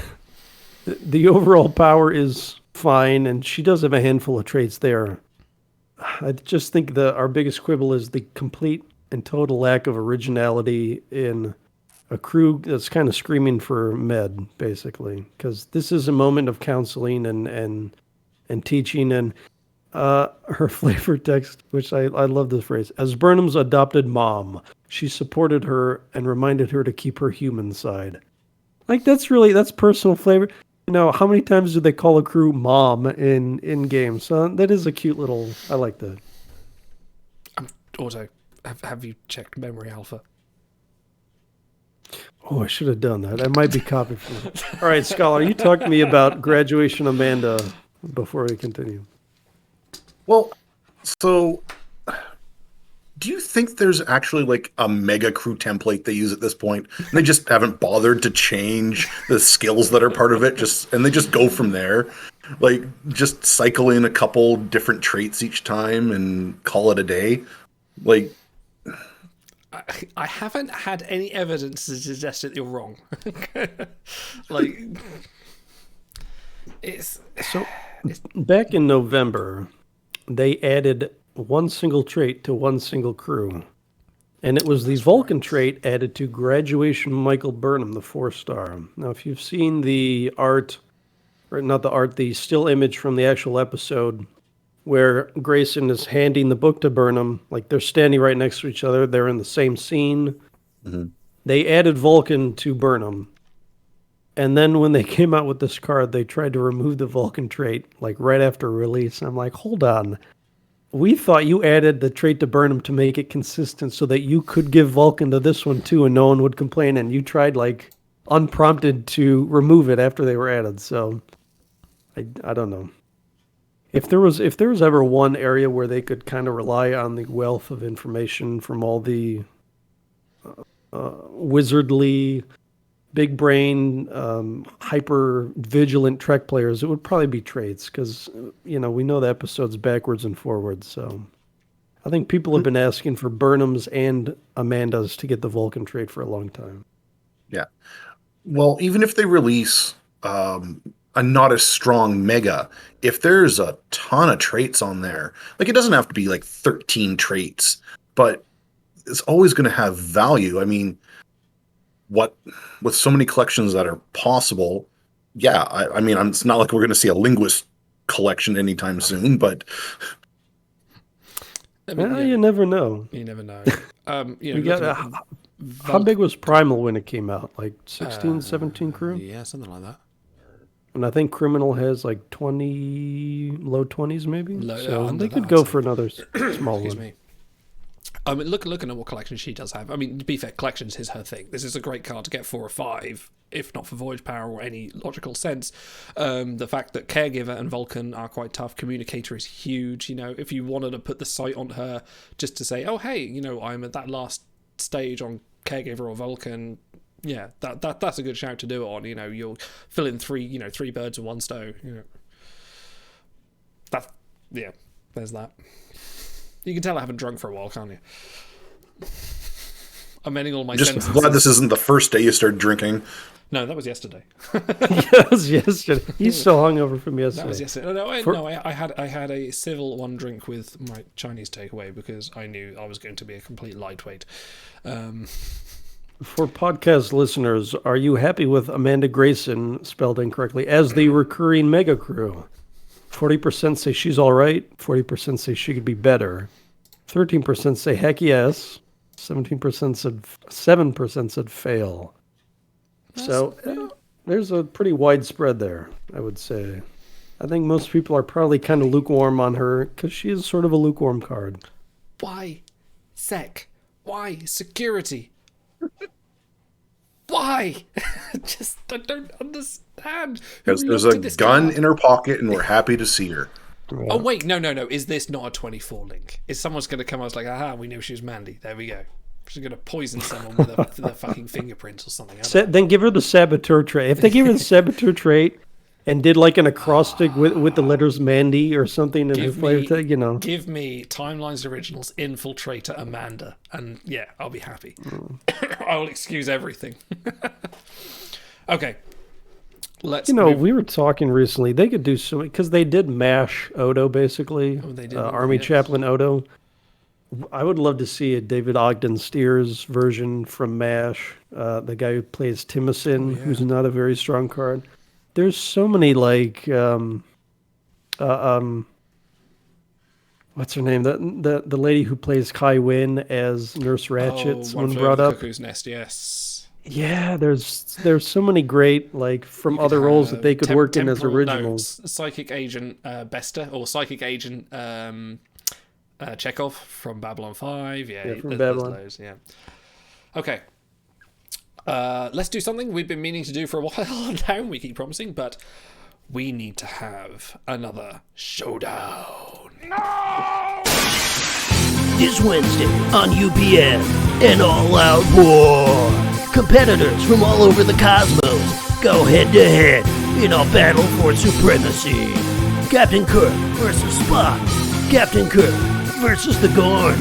Captain Kirk versus basic human decency. Find out who will fall and who will be victorious on Timeline Showdown. And yes, we're back in the ring for another week of Timelines Showdown, where we will continue our battle to the conclusion of this latest one. But this week we have a few rounds to go through, so we will decide which alien would most benefit a Starfleet crew. And I don't have the crew images loaded today, unfortunately, but you can use the wonder of your mind to imagine these crew. But which professionalism? Because I haven't had enough on my plate today. Which alien would benefit a Starfleet crew? Trelane or Martia? Let's take those two first. Yes, Trelane or Martia. Can I say that Trelane would be a hindrance more than a benefit? Because it's the same principle of Q wanting to join the Enterprise in it's the episode he becomes human. The Naked Now? No, that's the one where everyone bangs. I don't know. That's where you get ha ha ha ha. No, hang on, I've got a trigger for that now, haven't I?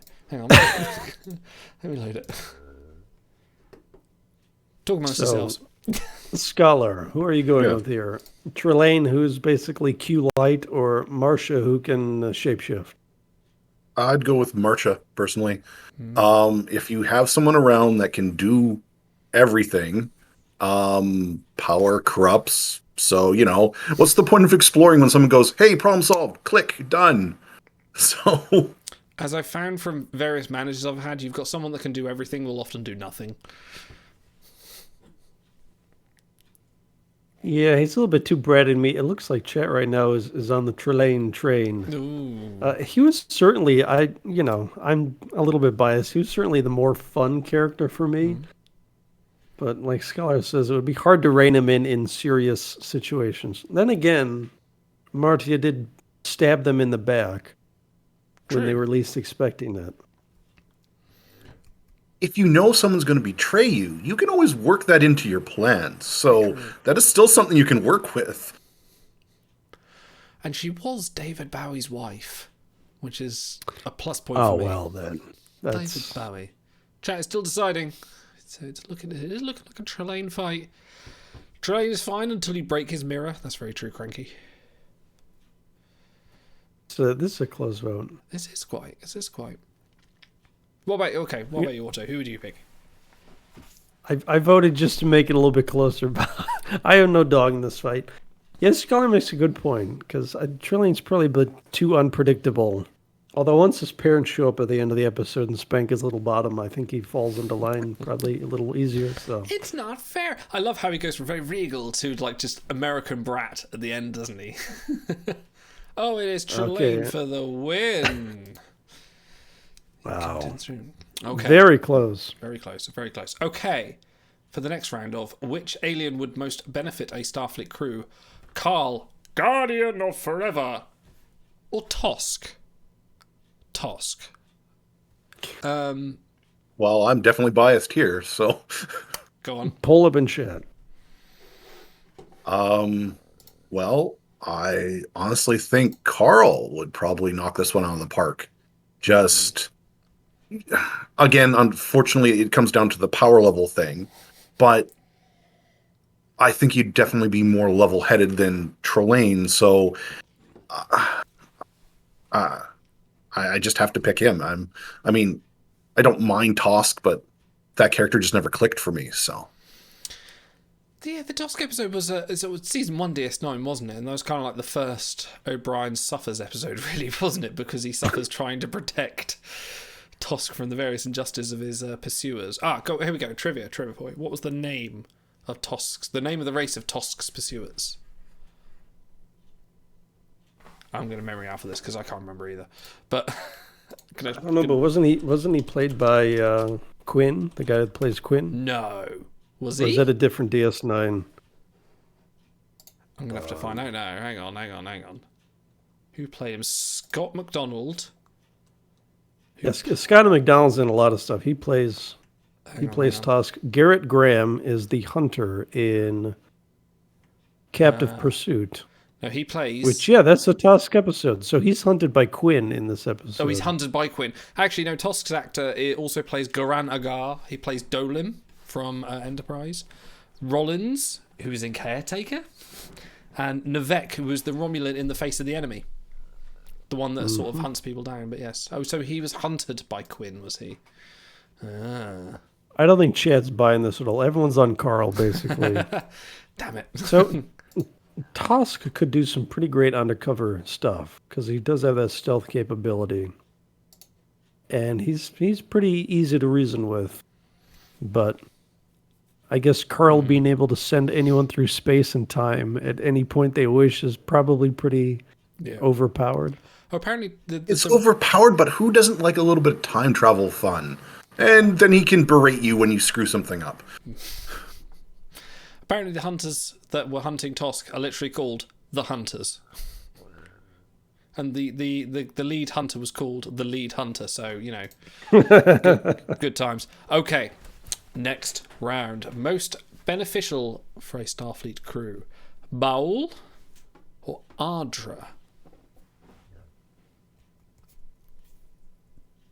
So I don't remember Baul stuff too much. I know it was on the Kelpian planet or whatever, and they send these little target drones after them that remind me of the little darts they used in Insurrection to tag them and beam them up. Yes. But the Ardra episode that's a good ship in a bottle TNG romp where Ardra shows up and pretends to be someone who signed a contract with them 1,000 years ago for peace and prosperity, and in return they have to turn over the planet to her. So they do this funny little courtroom drama, Picard versus Ardra, with Data as the independent arbitrator. And they go back and forth. She tries different tricks to convince Data that she's really God, basically a mythical figure. And they find out that she's just using her little ship in orbit to create, holographic disturbances and stuff. And she's a big phony, a flim-flam man, as Picard would say. But she does have a lot of tricks up her sleeve, so I could definitely see her helping out a crew on a mission. Baul, And then you guys talk. They are very technologically advanced, though. I think if we're talking about about a single Baul on a Starfleet ship, I think that is prime lower decks material to have the Baul Starfleet officer in the 24th century or something like that. I think that would be quite humorous to go. It's like, hi, my name's Adrian. I am, I am head of sciences here on the Cerritos. I think that would be quite funny. But I think, maybe, I think as an individual though, I think maybe it would be Ardra if you can somehow convince her to play ball, perhaps. I think Chad agrees because 2-1 Ardra at the moment. It is 2-1 Ardra. Okay. Final round for today. Before we go on to the semi-finals. On another show, because we're going to real tease this out over the next 3 years.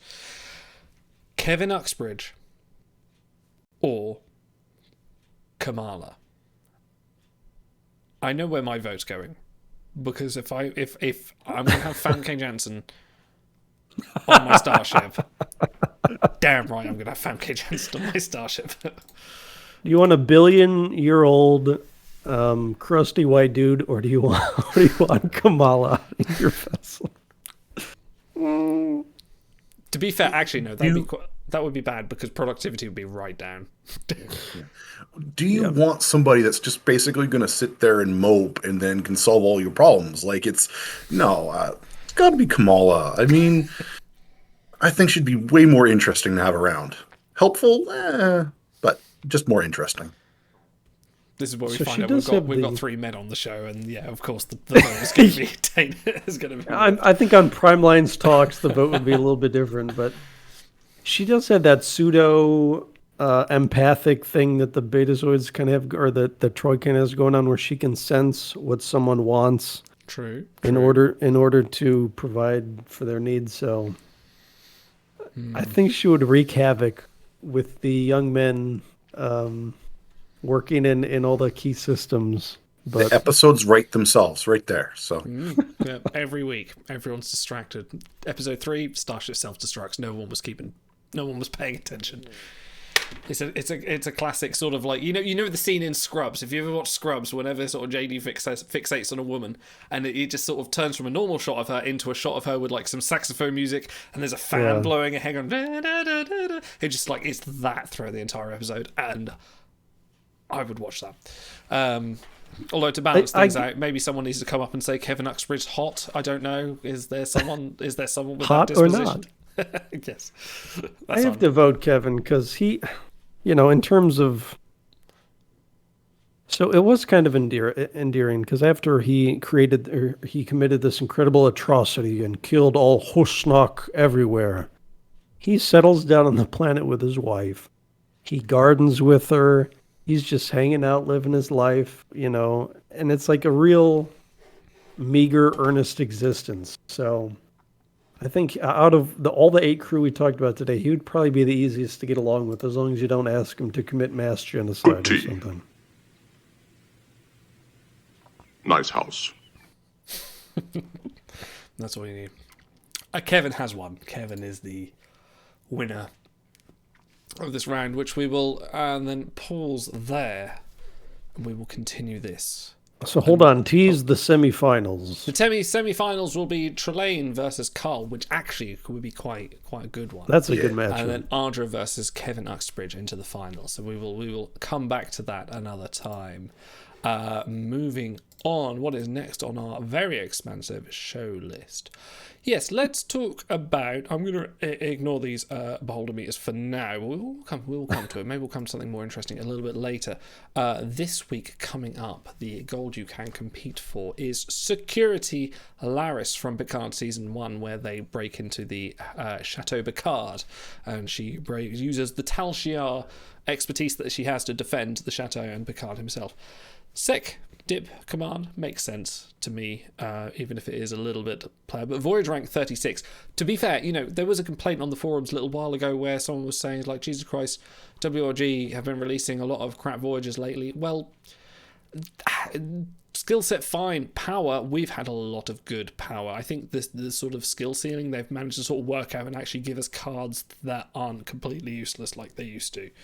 So despite the skill set, we are seeing sort of the upwards curve for usability and them not being afraid to put people in the top 50, which is quite nice. Using her hidden talents, Laris successfully repels the Romulan attack and defends Picard. So her ship arena quote is, all right. And all I can think of is Matthew McConaughey going, all right. It's so cheesy. I'm sure it's some quote from the episode or whatever, but couldn't they pick something different than all right? Those cheeky feckers would have been quite good. So this is going to be a Galaxy reward for those of you who like it or don't like it. 4 collections right out of the box is going to be maybe the highlight, but she does have very strong base metrics. Back-to-back top 10 sec bases. And people have been clamoring, okay, maybe I'm overselling that. I and 1 or 2 other people have been clamoring for a strong Romulan Voyager for a long time. Because that is one of the sort of a relic of the way DB used to do things. That trait is still an antimatter bonus, but the only top 100 Romulan Voyager we've had in like 4 years has been Narek or something. So It's been a long time since we've had strong Romulan Voyagers, and despite the skill set, she's still right around 40. So this is the card for the people that want to shore up the 12-hour Voyagers and make sure they're hitting every antimatter trait at the best they can, because, like you say, this is the Romulan trait secured for those seats. Definitely. So her first card, Laris's first card, was that 4-star Investigator Laris. I do like the art, and the scene is actually pretty damn cool. It's a good, like, effects showcase that they did early on in Picard, but it's not a good... It's like collections and nothing else. Yeah. So it's nice to see this version of Laris being capable, because they do show and heavily hint at it in Picard that she is a very capable character, so... I don't know, where are you at, Scholar, with Picard? the series and the crew that we've gotten out of there so far? When it comes to a character like this, it doesn't hold any meaning. She wasn't really in Picard that long.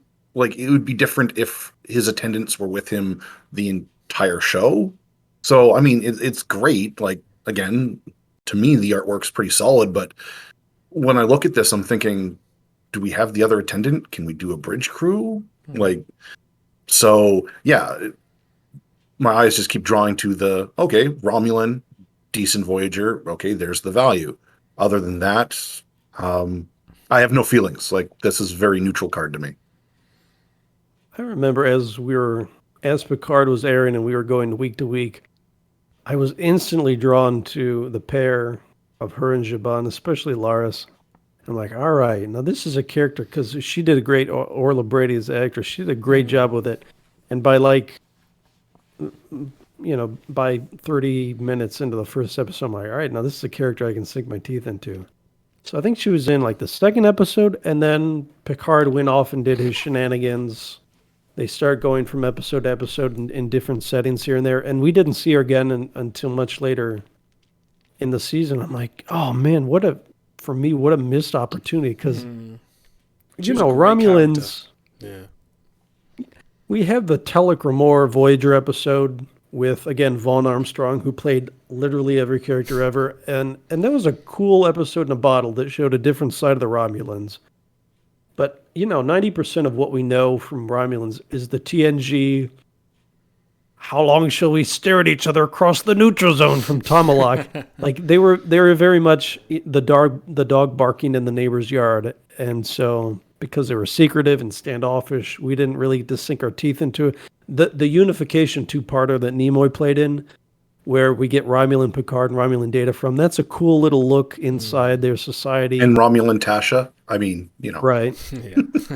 But there's so much standoffish that to have a really compelling Romulan character and then just immediately move away from them, like in the second episode of Picard, that really grinded my gears. So I hope we get more of her in the future, and it's nice to have a great she's card. in season 2, so yeah, we'll definitely got some more Laris. I think that was the one thing a lot of the producers said they weren't expecting was for Laris to be a fan favourite, and she was. Like, as soon as she came on, it was pure Romulan attitude, and have someone that was... She's almost sort of the counterpoint to Picard, isn't she?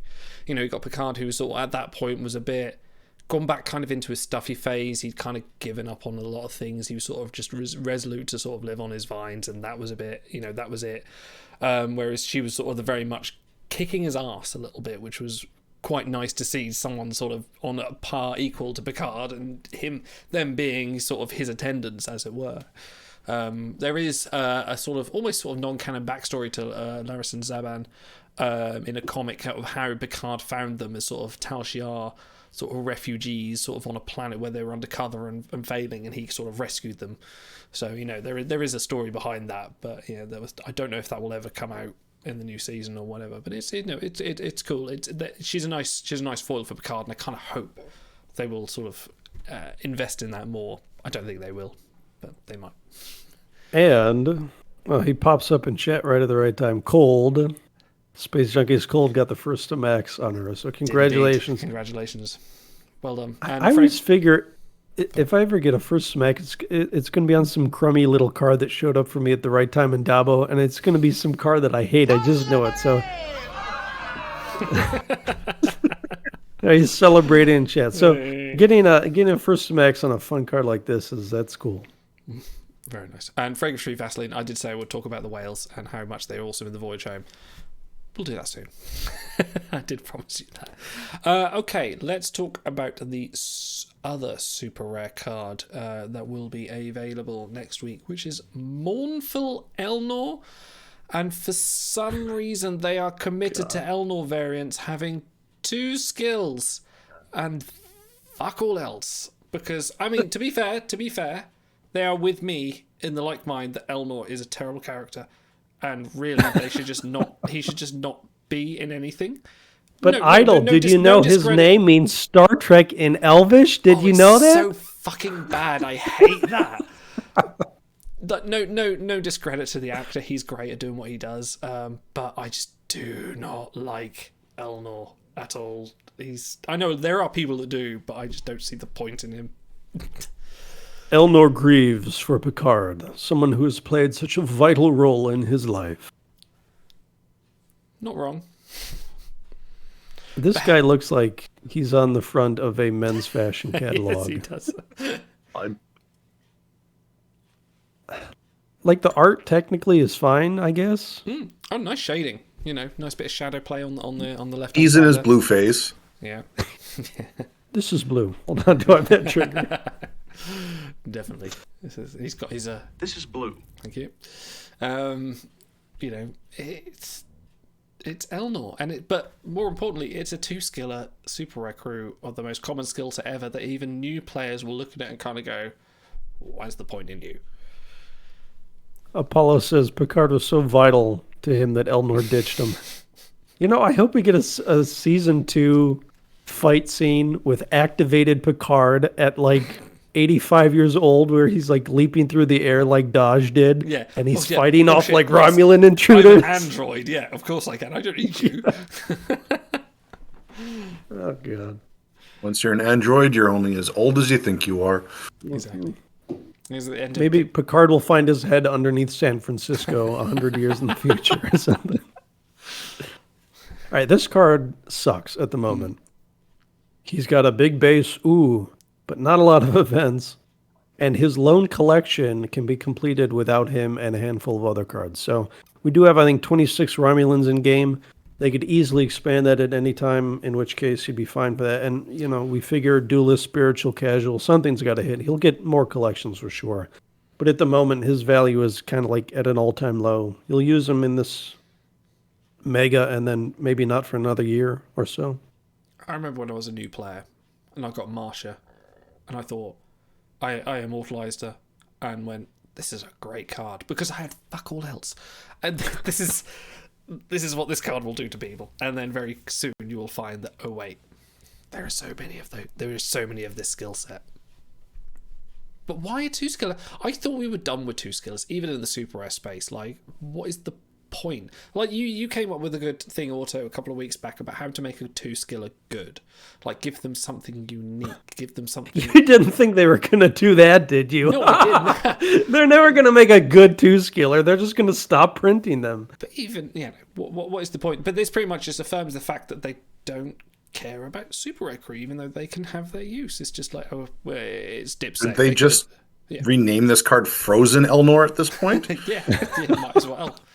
It's going to be another super rare. Let them go. Yeah, you put in the freezer and you completely forget until there's a Romulan event about 2 years down the line. You kind of go, oh yeah, no, I won't unfreeze him. He's still shit. It's more justifiable for super rares to be 2-skillers because for players more in the end game, what do you use them for? Well, you pull them out once in a while for events, and you like the collection value. And maybe a few of them are good still in Gauntlet, but yeah, so for him lacking a 3rd skill, for the kind of usage that a lot of us watching, I hate to exclude anyone new, obviously, he can have his usage with that big base, but for a lot of us watching or running the show, you use super rares to fill out your shuttles and events. So he can do that very well. He's got a big base and he's going to be fine with a bonus. So that 3rd skill doesn't hurt him as much as, if they took security Laris and lopped off her command skill, that would hurt her a lot more than it hurts Elnor at the purple level. So that's at least understandable. Also, not a caregiver, Walt points out. Surprised? Yeah, followed around, protect the Picard for the whole season. Not a caregiver. He will heal you with his sword. Give him the med skill. The care is saying, choose to live. That's the care he will give. Okay, we made a snafu a couple of weeks back where we were talking about the new campaign and we got confused. Well, no, we did. And thank you for shouting us out on that one. So we will actually talk about the campaign crew for reals this time when I skip through to the action point. It's not our fault. The Tillies are so similar. They really are. So let's talk about this month's campaign crew. Wonderland Tilly, Command Eng Dip. No collections. Not really much to it, but a decent voyage rank. Tilly knows she has a lot to learn, but she's determined to become a captain someday. Yeah, all the Tillys are very similar, interchangeable. So, well, just for shits and giggles, I actually put in Party Tilly for, just to compare the two, because they are very interchangeable. So what do we think about Party Tilly if she was the campaign reward, not Wonderland Tilly? Oh, wait a minute. I actually thought these cards were the exact same thing. Kind of a waste of time. I don't think we'll ever see Party Tilly in a campaign. No. Why would you pay money for that? Honestly, Voyager rank 125 over what we're actually getting, which is for. Oh, hang on a minute. Hang on. Oh, wait a minute. Cole has just let me know that maybe it was actually Party Tilly all along, because it makes sense, because it was a party event, not a Wonderland event. So, in fact, our statement should be, this is worse than it was 2 weeks ago. Yes, it is. Boy, we have the best dad jokes on the show, don't we? Letting loose at a party on Discovery, Tilly enjoys herself while giving Burnham a few pointers and some unsolicited romantic advice. Mm-hmm. So is this a season 1 episode where we get Mud? This is laid.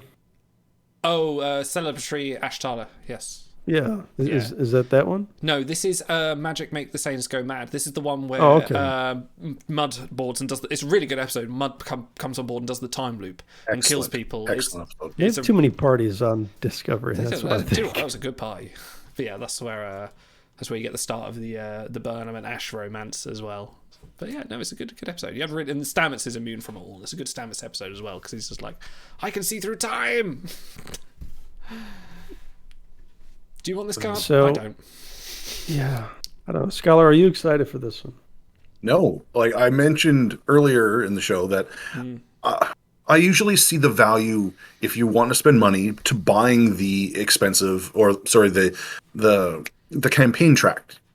This card is actually making me hesitate, because I currently don't have any frozen legendaries.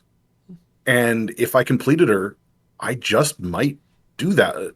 I mean, I probably won't, because there's still a chance she will go on the odd voyage, but not really. I mean, how many theoretical engineers on Voyagers are there? So I mentioned earlier there's like over 100 different unique skill orders. She's no better than third for any of her antimatter seeds. Federation, Human, Starfleet, there are a quadrillion of. And then Romantic is fairly common. So unboosted, she's below the rank 150 mark. Part of the value in putting these crew 4 or 5, I mean, when campaigns first came out, we couldn't fathom the kind of value that they were offering relative to other, Sail the Starry Skies and schematic offers and nonsense like that. So if you're a newer player and you're going to get the campaign because other players have told you relatively that's good value, getting 4 or 5 copy of her is fine. Even if you threw the last star on some of these crew that other players are going to say, they're really not that great, that's fine. If you're a newer player, you will use her on voyages. The sad fact of the matter is that's like her high point, is that players are saying, I probably wouldn't use her there. That's her high point. No collections. Tilly has had, and I got to check this, since Discovery has ended, Tilly has had 1 event in 2020. Crazy, considering she's pretty much main cast of Discovery, and Burnham and Saru are such event bosses, really. Tilly has been so underrepresented in timelines. It's ridiculous. In 5 full years, she's had 3 events, which is, and we talked about this recently. I don't even like the Tilly character, but she needs more events. She needs better traits. They got to give her something. She's pretty important to Discovery, and she's a big personality. So these cards make her really feel one-dimensional, and she isn't a one-dimensional character. No. She's had significant character growth over the seasons. So this is them doing her dirty. It really is. Yeah. Someone on you would expect. You would expect something like acting Captain Tilly, which, so I just read off Wonderland's flavor text right from season 1. Her big arc is, she's kind of like the Wesley Crusher. She wants to be captain someday. So for her to act in Captain Tilly should be like a watershed moment for her, and instead it's like, here's a kind of bad purple, and that's what you're going to be stuck with as like her crowning moment. So, Freddy Free says, "Have we ever talked about Underwear Larkin? I think we did when he came out, didn't we? Back in the day, we must have done. He's fairly recent enough to have done. He's not in balls, so we must have done." We need some hair flip retrieval option to do an impromptu we do. crew breakdown. We meant to do that. Yeah, I'll add that soon. Or do you ever think about number one cards? This was just a little throw-in I wanted to highlight. And it took me, 3 years to figure it out?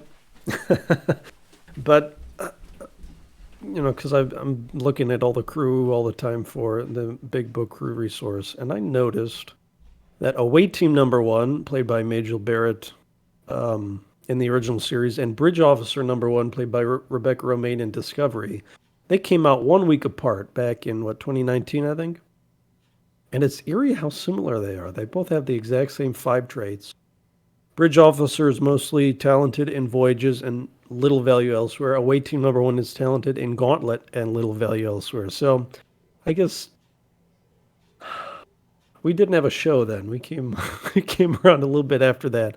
But I do appreciate that they did kind of a yin-yang thing with those two crew, that they made them so similar but different and both kind of usable. Mm-hmm. And I would like to see them do something like that in the future with two similar or the same character, even played by different players. Do you have any experience with either of those crew, Scholar? No, not really, unfortunately. I don't think my Away Team number 1's even completed yet, so... Okay. Yeah. Well, she's the Gauntlet one, so even 1 star is going to be nice, and because she's not 100% retrievable, she's one of the very, very short list, her and maybe First Officer Burnham, maybe Mobile Doctor, where you see these crew in your behold, and you really have to think twice about before you pass on them, because you won't be able to retrieve them. And that's all I have to say about that. Let's talk 6-pack and then transition to What the Dub. Hey, what the dub? Oh no. What the dub? Hang on, let me find you out. Okay, so who is... Get your bad jokes ready. Okay, so who has been paying attention? And Otto, I know you have, so don't give the game away. Who has been paying attention to the trailer for Season 2 of Star Trek Picard and noticed that there is a Borg Queen in there, played by none other than... Who, Otto? Miss Renee Walker, a.k.a. Annie Wershing. Indeed. Who is also the actress behind Liana. So we have another 24 Star Trek link here with Annie herself in Liana. Eng Dip Sec is our Tuesday pack of the week. Voyage rank 26, so we're staying top 50 wise.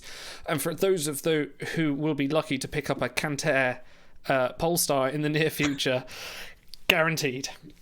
Now, is it pronounced Cantare? Cantare? Canta. Cantare. Volare from Dean Martin. I know I'm dating myself on that one, but... Liana's never seen anyone but her father and the holograms. On meeting the Enterprise crew, she quickly develops feelings for Tucker. Oh, is this the Renee O'Journey episode? Yes, we do get Odo's actor as her father in this one. So, it's been a little while, but basically the Enterprise responds to a distress call. Some marooned ship, and they beam down and try to help repair it, and they realize that the entire crew is in fact holograms, and the only real people there are Liana and her father, again played by Odo's actor. So they sort of, you don't want to say his surname, do you? I'm not going to be caught on that. Renee Worcestershire. Like yeah. So I'm just a fan because it's Annie Wershing and she's a good actress. So. Do you watch much 24, Scholar? No, it's another show that passed me by. No. So. If you want to watch, Kiefer Sutherland just grunt for 24 episodes, it's great. I don't think that'd do anything for me. I'm sorry. Okay. Well, to be fair, 24 is very much, USA. It's like... A bit, yeah. I'll do anything for my country and the president. But it is a good show overall. So this is again same skill set as Dahj On The Run. This time with engineering as her primary, and she's kind of a Voyager, not much else. Pretty short trade set because Kantare is not going to ever be anything. So you have maybe a few collectible traits down the line.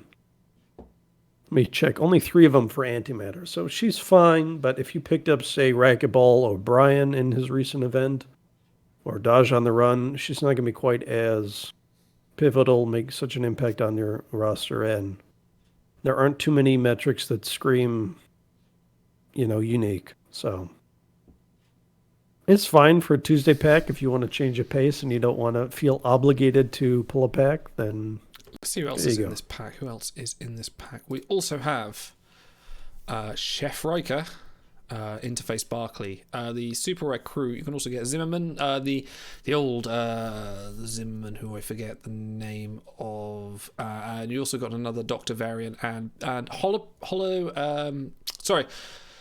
Captain Proton Paris, that version. But there's no crew in here that are stunningly worth getting. I mean, I'm a huge Riker fan. Like, Chef Riker was a card I was happy to immortalise just for the fact that he was who he is. But even Interface Barclay is waning in terms of popularity. Is there anyone, guys, you can see in here that you would say, oh shit, maybe I ought to pull for this?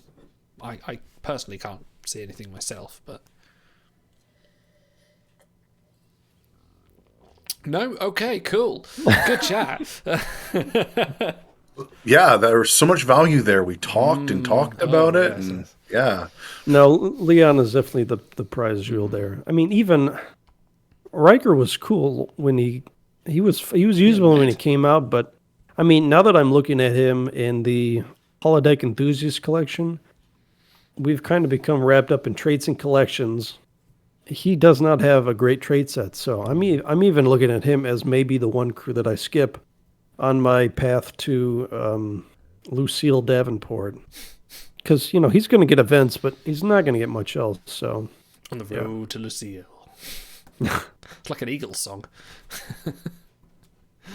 Oh, we do have another Dahj On The Run parody from Shyporn. Yes. We might play at the end of the stream. So. I would have to find it. I don't know if I will. I don't know if I want to risk the copyright strike again after our epic fight with Warner Brothers. I think.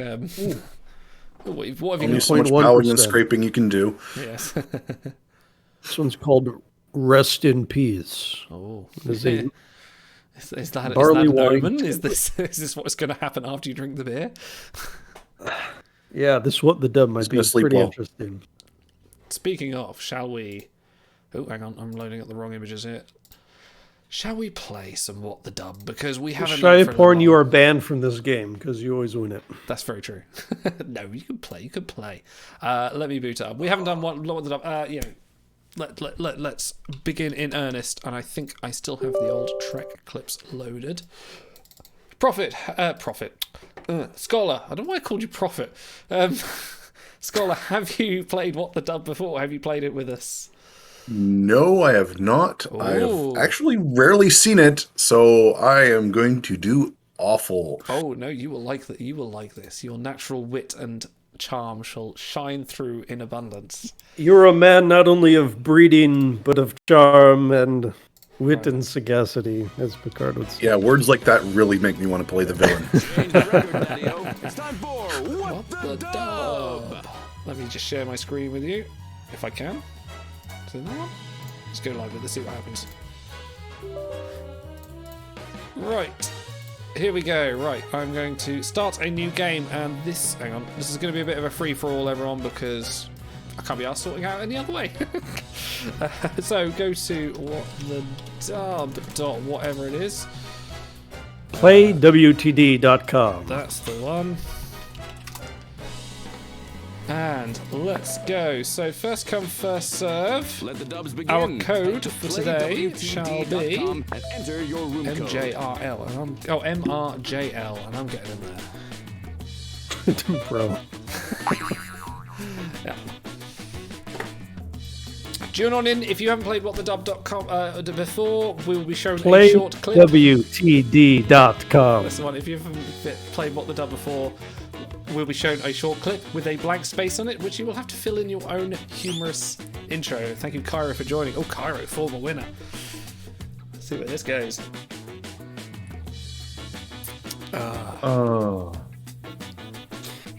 Did you find your way in, Sculling?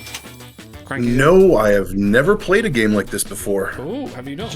I'm assuming I actually go to the website and everything. Yeah, playwtd.com and then plug in the room code MRJL. Nifty's in, so we've got one more slot. Save it for Scholar, people. If anyone's joining, save it.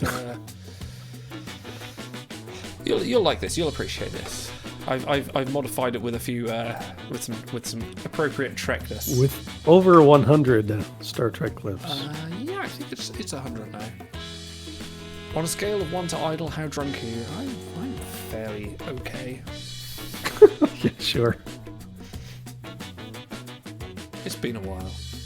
Let's see if this works. Hey, you're in. Right. I'll play the tutorial so you can see what it does. And Klingon two-penis jokes are banned, alright? That's old news. The Dub. Okay. The rules are simple. Each round, a video will play with missing dialogue. Each player enters their wittiest replacement dub.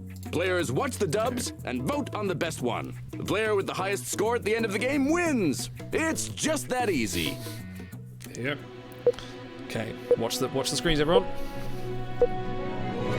Round 1. Won't you be joining us, Commander?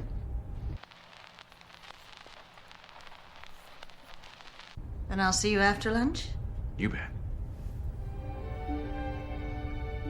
What are you waiting for? Enter your dub.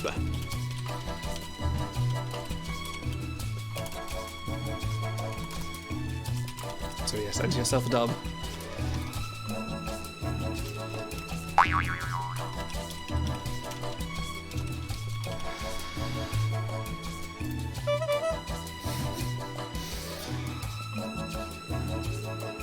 Oh yes, and this will be stuck in your head all evening.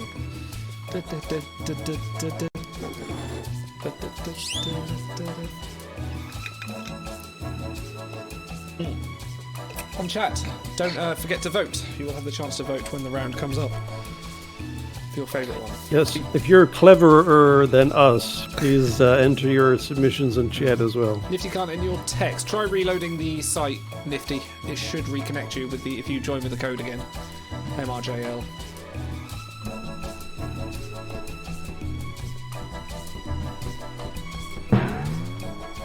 Okay, so Cranky and Nifty. For podcast listeners, you won't be listening to this because I will cut it. You can say bad things about them now. You can, yes. All 12 of them. Hey, nice one, Nifty. Come on, Cranky. What are you doing? He's still skirmishing. Think funny. Think funny. What's the vote code? The vote code will come up when the votes come up, so it'll be like exclamation mark vote. Anyway. Won't you be joining us, Commander?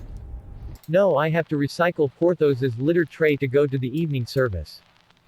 And I'll see you after lunch? You bet.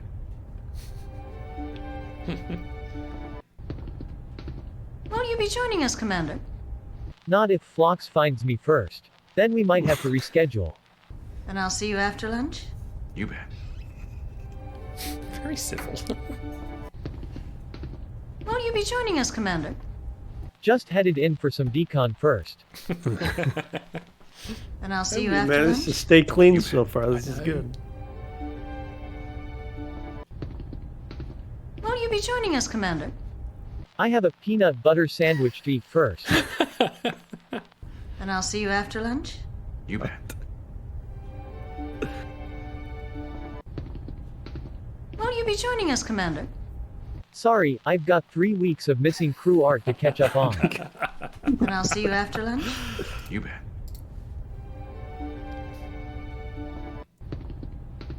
Won't you be joining us, Commander? I need to write a bot to make me rank higher on the Timelines event. And I'll see you after lunch? You cheater. You're fucking hacking. Round's over. Okay, Let's vote on chat. Right, vote 1. I think it says some. Oh no, it's just literally vote. Okay.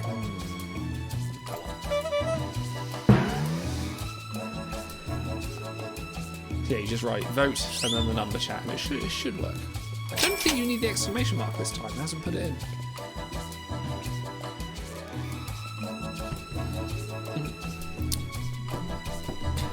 Yeah, usually this first round it fails, doesn't it? Doesn't catch the votes, but but vote anyway. yeah, vote anyway. Do you get it now, Scholar? Yeah, not a problem. I mean, if I knew the clip better, I probably would have answered something differently. Oh, there's something from every part. Okay.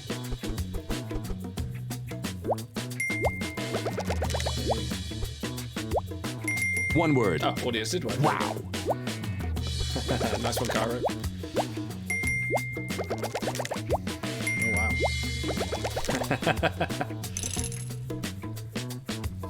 Lead from Cairo. Wow. Round 2. There, you see? I told you it wouldn't take long. Is it true?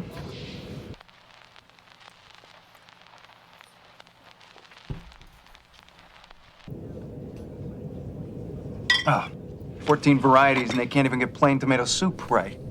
Time to shake the world, kid. Enter your dub.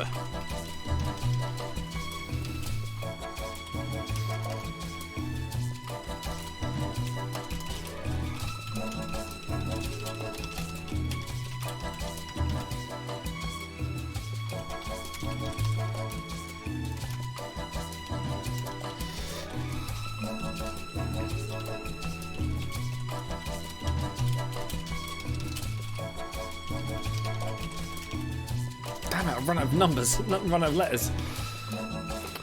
Keep it shorter then.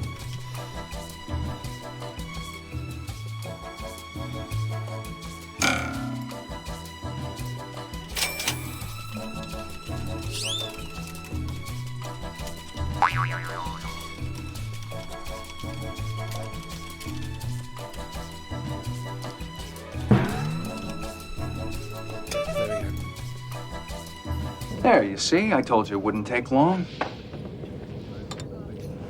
Is it true?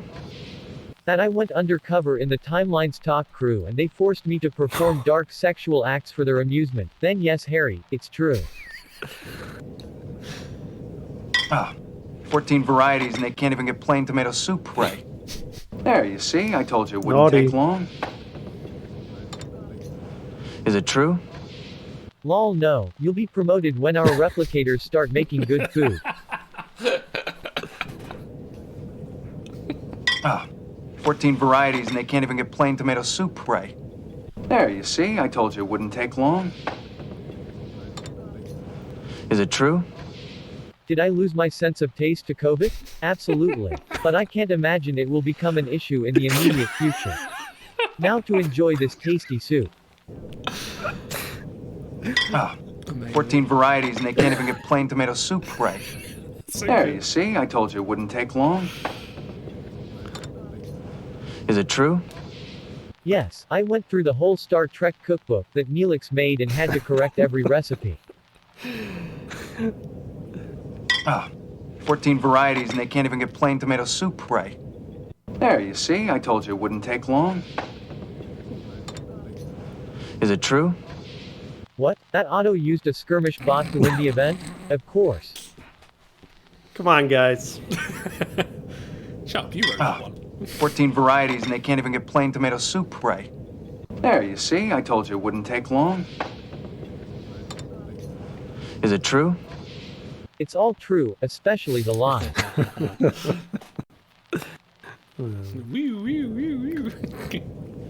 Ah, 14 varieties and they can't even get plain tomato soup right.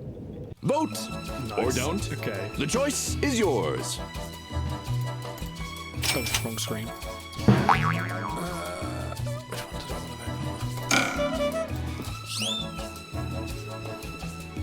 Vote away, chat.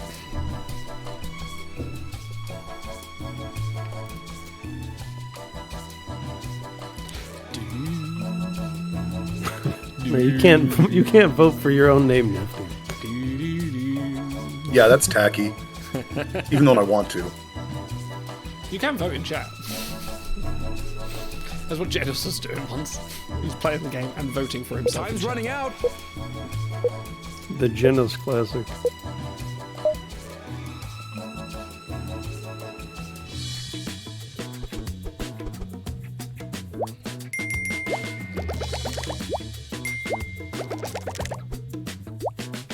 That was You're you. as fit as a butcher's dog, kid. Way to go. Nice.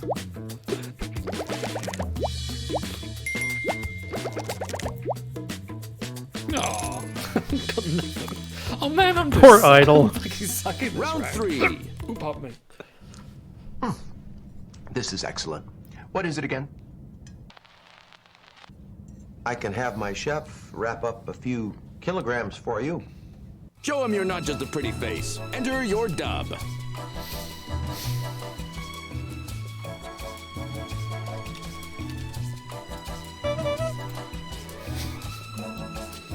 Who's going to take the low blow?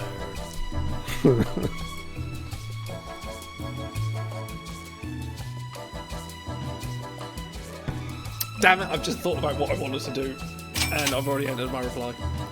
I've already thought of something better.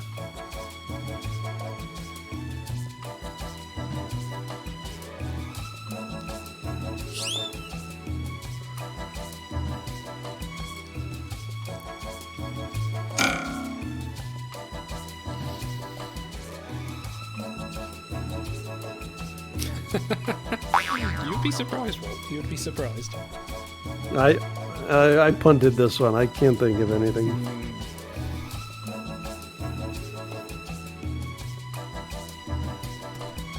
I think I'm crossing a threshold where beer and time of day meet, and I can't think. This is excellent. What is it again? Cocaine. It's pure cocaine. I can have my chef wrap up a few kilograms for you. This is excellent. What is it again? Regret. I can have my chef wrap up a few kilograms for you. This is excellent. What is it again? Coffee. The finest organic suspension ever devised. I beat the board with it. I can have my chef wrap up a few kilograms for you. This is excellent. What is it again? Talaxian head cheese. I can have my chef wrap up a few kilograms for you. This is excellent. What is it again? Leftover tomato soup. Somehow we have 14 terrible varieties. Nice tie-in I there. can have my chef wrap up a few kilograms for you. This is excellent. What is it again? Tomato soup. We've got 13 other varieties to choose from as well. I can have my All right. chef wrap up a few kilograms for you. Everyone's a critic, including you. Who are the BFFs here?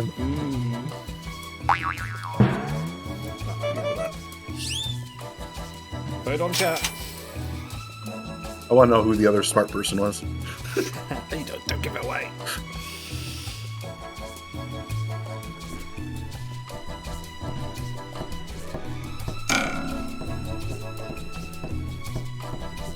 Oh, a lot of Janeway fans in chat. Actually, it is the season of Janeway at the moment. She's very... Janeway's hot shit. She's in Prodigy. There's a new Star Trek Online episode with Janeway. I think there's a new toy out about her. You're almost out of time. Does make me wish I'd listed maple syrup. I almost went with a maple syrup joke, but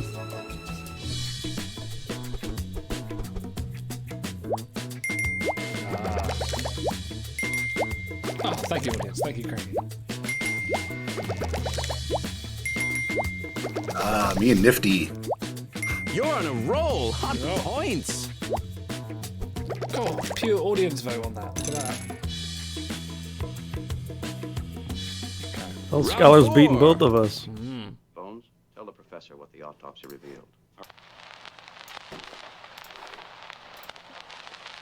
Medically impossible by any standards.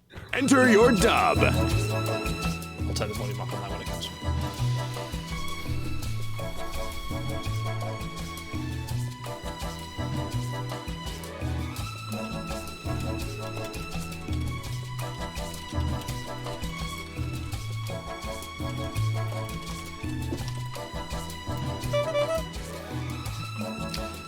He said, Bones, what do you think was wrong with him?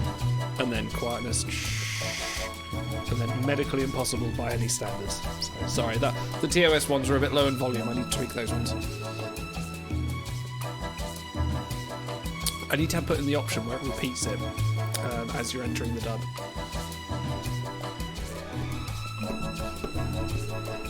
So...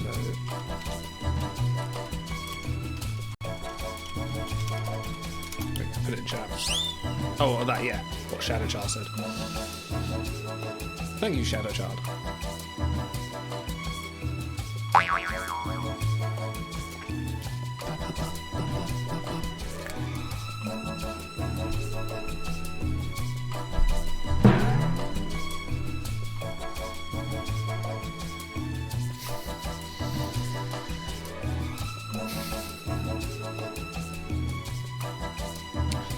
Nifty and Cranky, you have 30 seconds to enter the funniest thing you've ever thought of in your life. This game is harder than you think just by watching it. That's why I'm going to come out next round and let everyone else just go in. Because I'm sucking ass this time. You don't play this to win, you play it to make yourself laugh.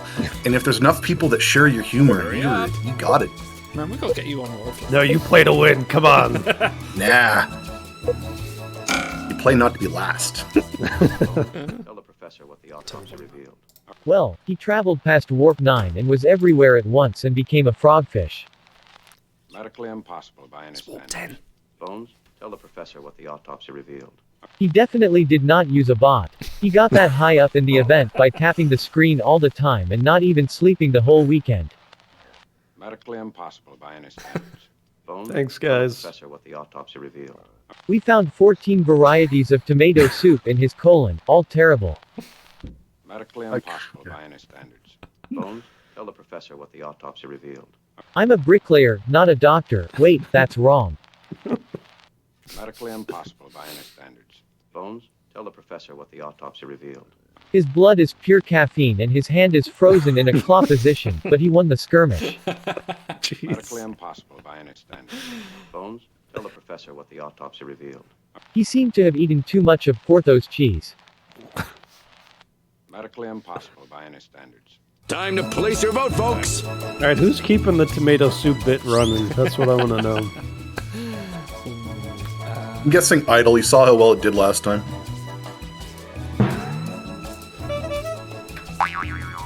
Can neither confirm nor deny that.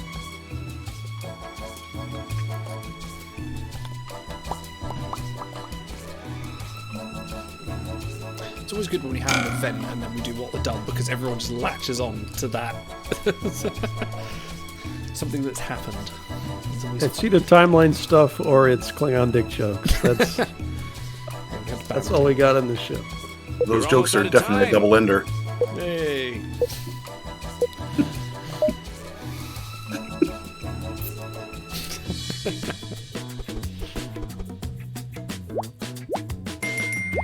Hey! Yes! Points.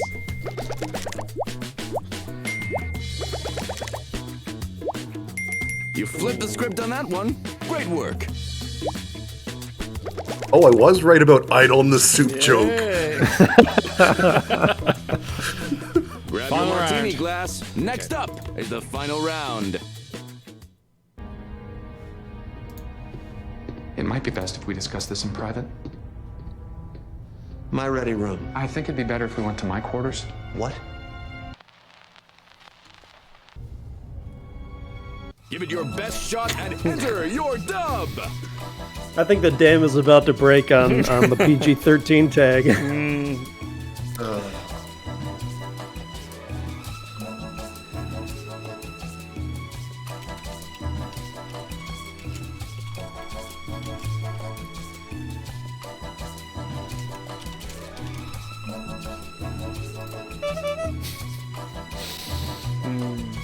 Actually, to be fair, Cranky, yeah, this score you a lot of points if you can get a good one.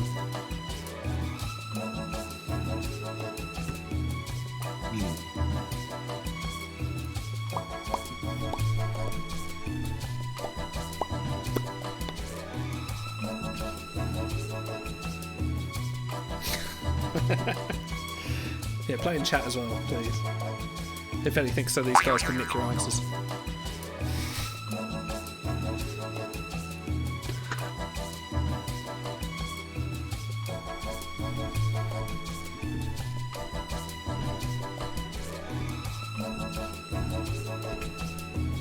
Ooh, I think it's a tough one for people.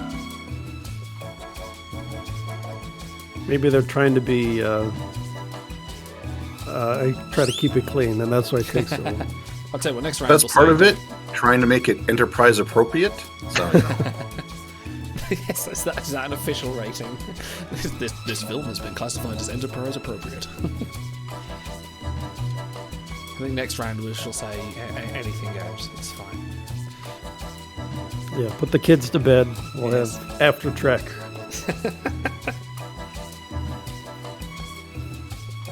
Better hurry! This is bad, but yeah. Cranky!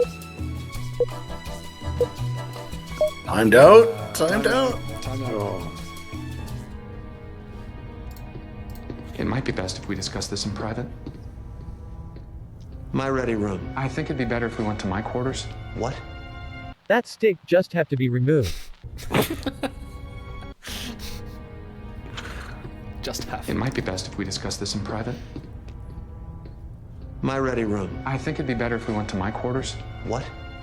I have technology there so you can upload the artwork even yesterday so it appears this morning. Yes, temporal mechanics causes headaches. Oh my god. It might be best if we discuss this in private. My ready room. I think it'd be better if we went to my quarters. What? I've got Canner, Romulan ale, Saurian brandy, Klingon marital aids, and 3 hours to kill. That's a STARS entry if I've ever heard one. It might be best if we discuss this in private. My ready room. I think it'd be better if we went to my quarters. What? Computer, initiate a site-to-site transport and play audio file Careless Whisper 1.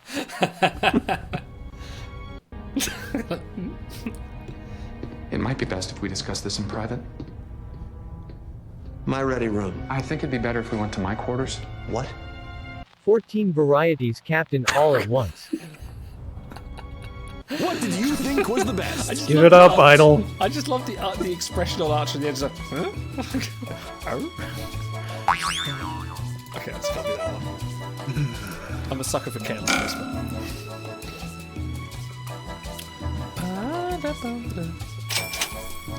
And I'm never gonna dance again. Yeah, I think I'll sit out too. We have enough people that want to play, and oh yeah, if we need to fill, then I'll step out. Yeah, next round. Yeah, sorry, Cranky. There is a bit of a delay, so assume when you see the 5-second countdown that that time's up. Just vote already. Who are we missing? Oh wait, it is chat.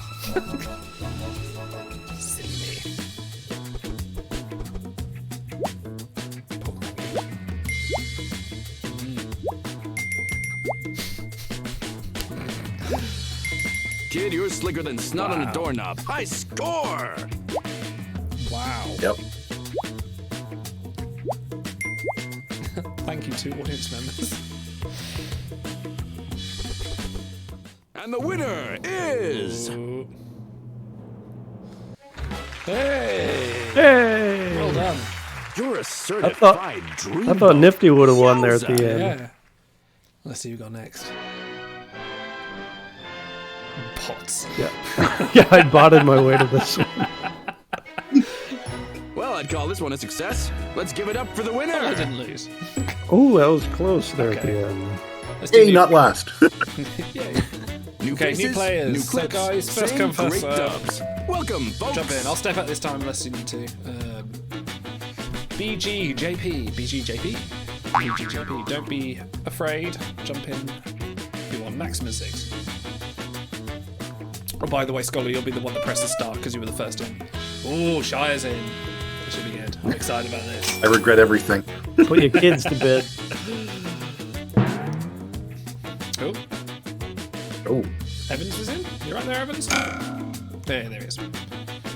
2 more. Roll them in. Roll them up.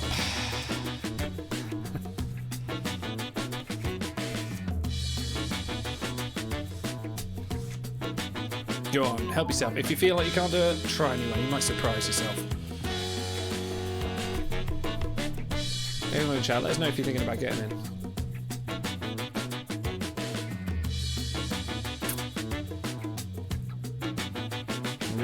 Go on.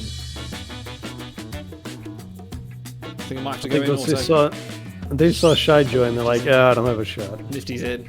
One more. There we go. Right, Scholar, hit go. And here we go. Nice. Just press skip intro as well. Welcome to What the Dub. There we go. Nice. Round 1. Report.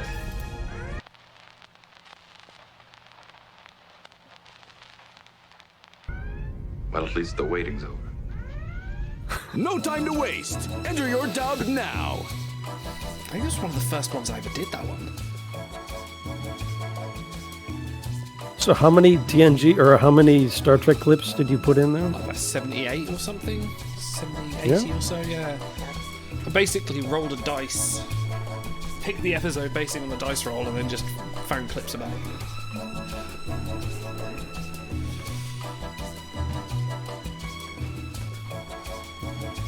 From all eras of Star Trek. Did I get any Discovery? I actually don't think I got any Discovery in there. Or Picard. I might have done. Next on the docket.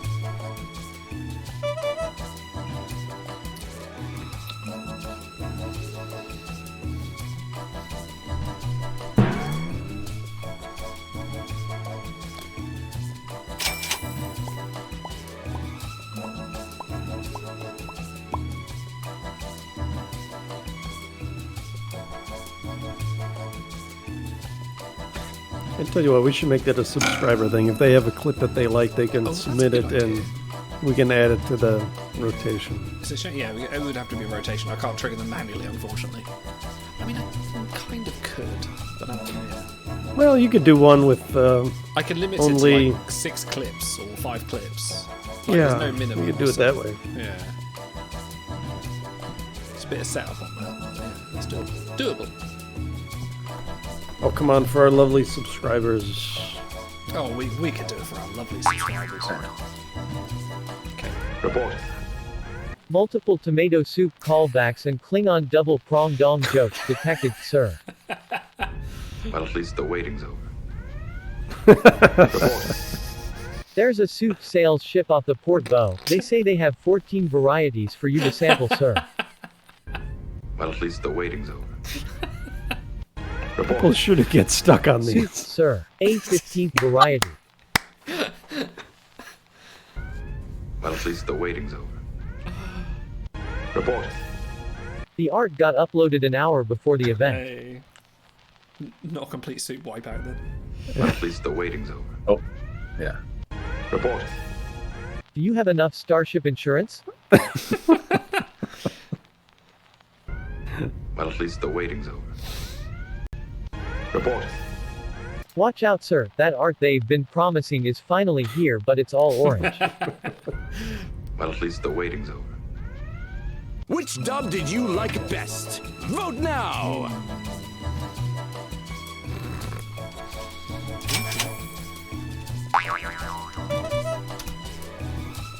We get to vote from chat auto. Yeah.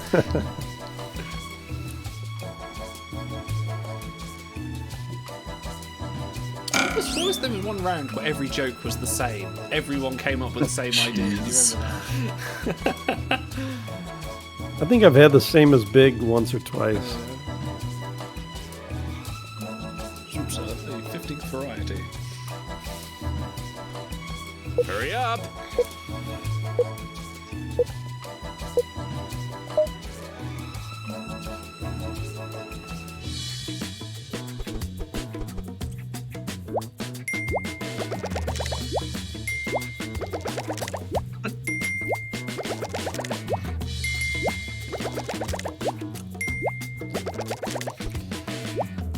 Someone's got it made in the shade.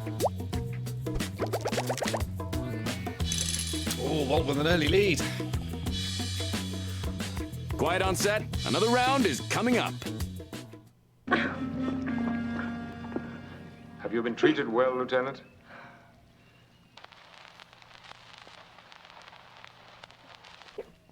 Time to let your ambitions soar. Dude, Enter Code your of Honor. Yeah. Code of Honor was brilliant for this. There shall be no soup.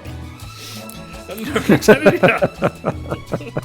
Don't give him any ideas. I think that did appear once. There shall be no vaccine and no Lieutenant Ya. The bad episodes was. The best one is Insurrection. Insurrection is a gold mine. If we don't get an Insurrection clip this round, I'll be sorely disappointed. Trying to think of a caption here that won't get us canceled from Twitch immediately.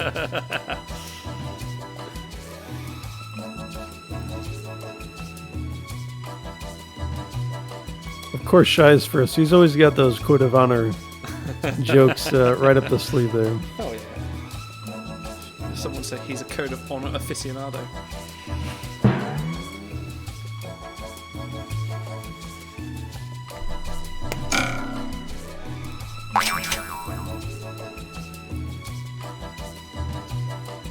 Final on Nifty. It's going to be the small novella we've always been waiting for.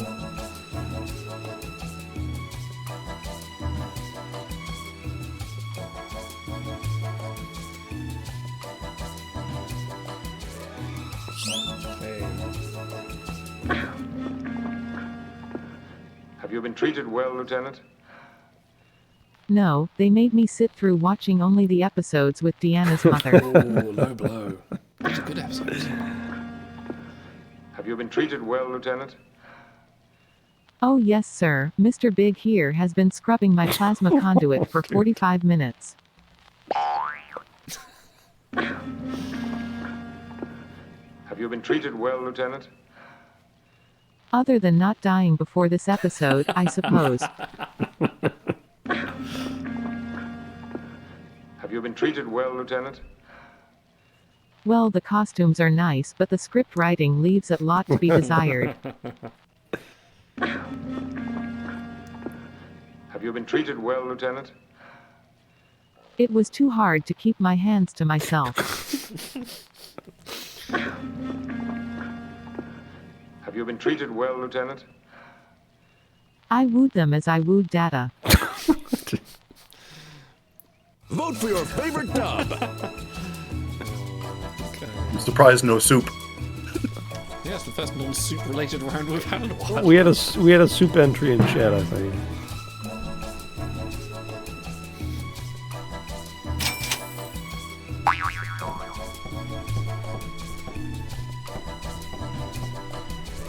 I think Code of Honor is the only episode I skip when I rewatch TNG.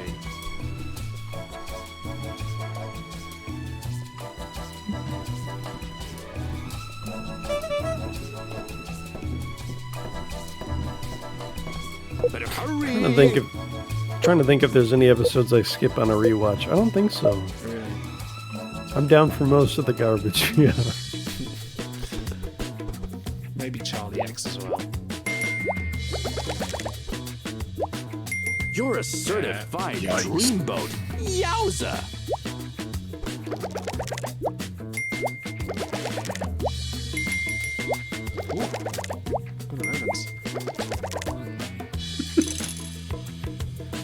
Oh yeah. This is why Shy comes on. Round 3. If that's true, then help me. We want the same thing. What is it? It's me. You. Show him you're not just a pretty face. Enter your dub. Cranky, you're not voting for yourself in chat again, are you? Cheating. They boot you out. I like this season 1 episode. Like, this is the one with the two Picards and they're falling into the time vortex. It's actually a really good one.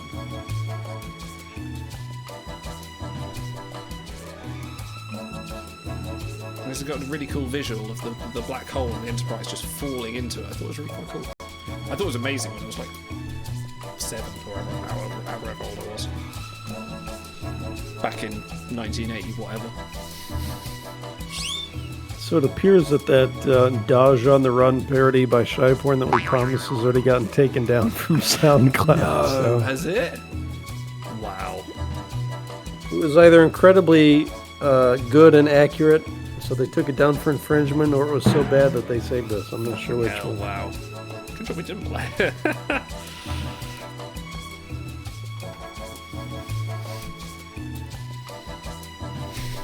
Oh, you've got to stop getting us copyright strikes.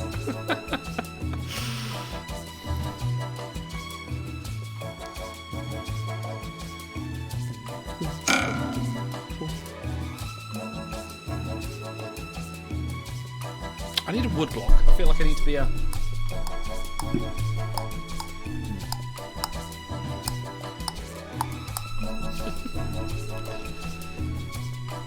And that's all the woodblock appreciation you'll get on this show.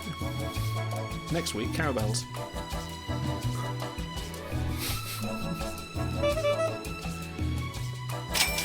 Not sure if mine works, okay.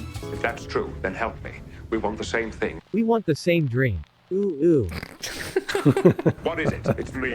You. If that's true, then help me. We want the same thing. A really great version of me fencing. What is it? It's me. You. If that's true, then help me. We want the same thing. A date with Beverly. Who gave her that candle? What is it? It's me. You. If that's true, then help me. We want the same thing. A new jumpsuit with even more camel toe? A second date with Bosch? Who negotiated our contract? What is it? It's me. You. If that's true, then help me. We want the same thing. Just think 2 Picards at the same time. What is it? It's me. You. If that's true, then help me. We want the same thing. 14 different types of soup in all replicators on all deck. What is it? It's me. You. Vote now, or forever hold your peace.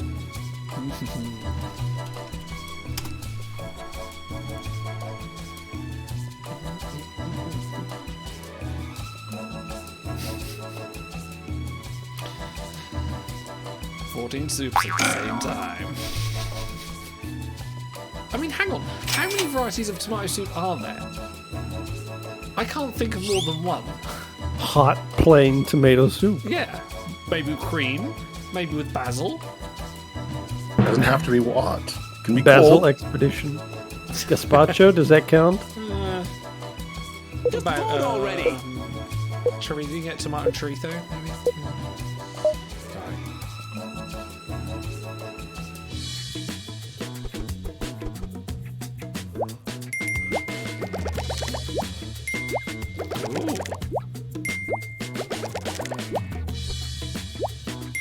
Poignant and funny. You have a gift. Nice.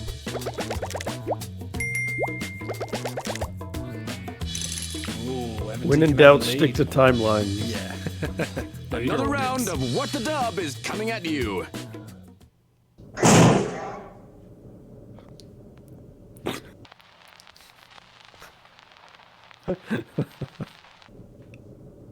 Give it your best shot. Enter your dub. Shatner. Such a good moment. I cannot wait for that 4K remaster of the motion picture. Dude, we could get like 4 or 5 variants of Kirk from the early movies. Well, any of the TOS group. We still need Admiral Kirk from the motion picture. We don't have it yet. It's a crime that we don't have him in his beige glory. We do have beige pajamas Chekhov, I think. We do, yes. But yeah, pajamas Chekhov. I think it's one of the first SRs I got.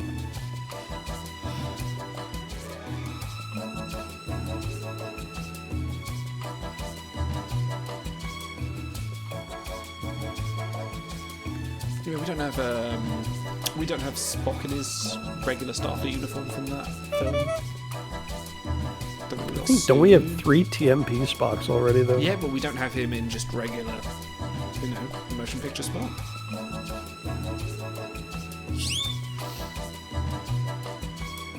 We don't have shuttle pilot Scotty. But aye, she's a beauty.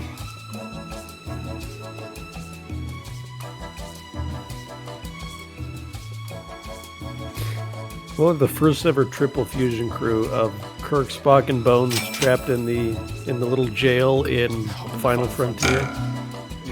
That sounds like a horrible idea.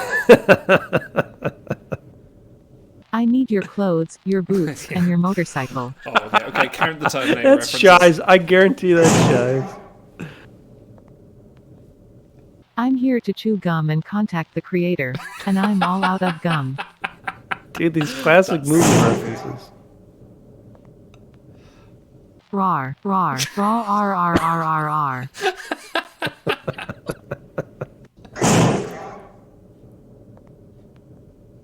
Oh my god, you're William Shatner. You play that space guy, Han Solo.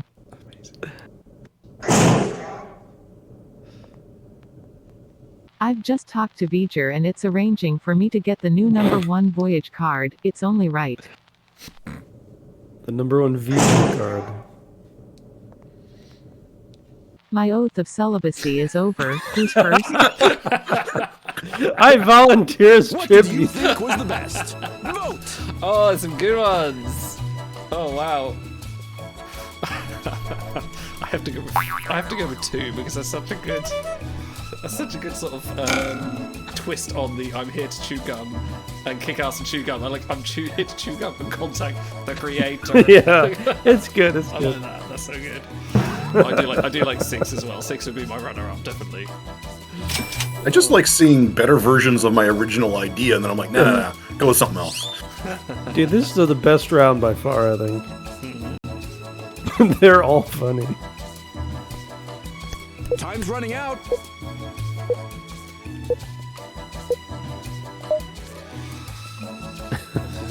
You got it.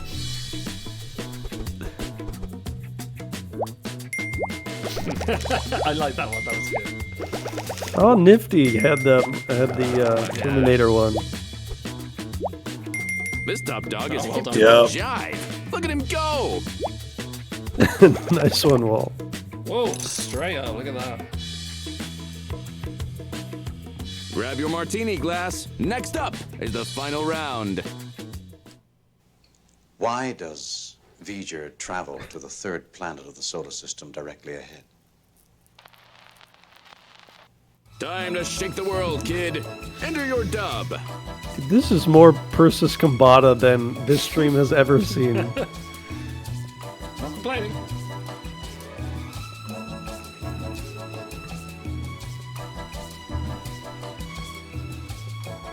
Well, it's been a 3-hour stream. You were right, also. It's tough at the end, dude. I can only be clever in short spurts. That's what she said.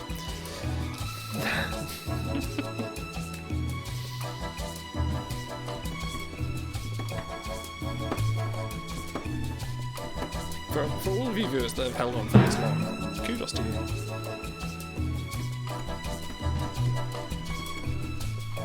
I promise next week will be like 10 minutes and be like, yeah, well, fuck it, we're done. We're off. Bye.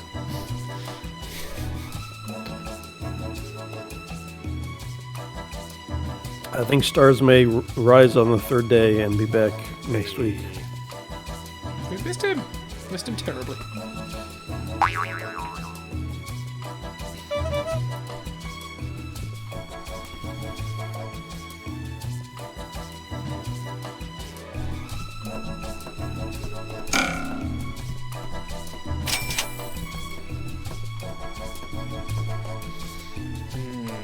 I like how Nifty's typing in chat, but he still hasn't put his dub in.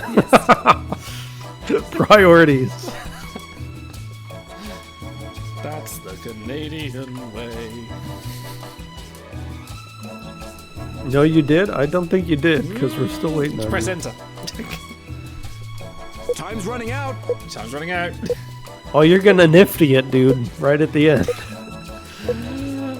Not like this. Not like this. Oh, you got it. Like there we Oh, go. 2 seconds to spare. Why does V'ger travel to the third planet of the solar system directly ahead?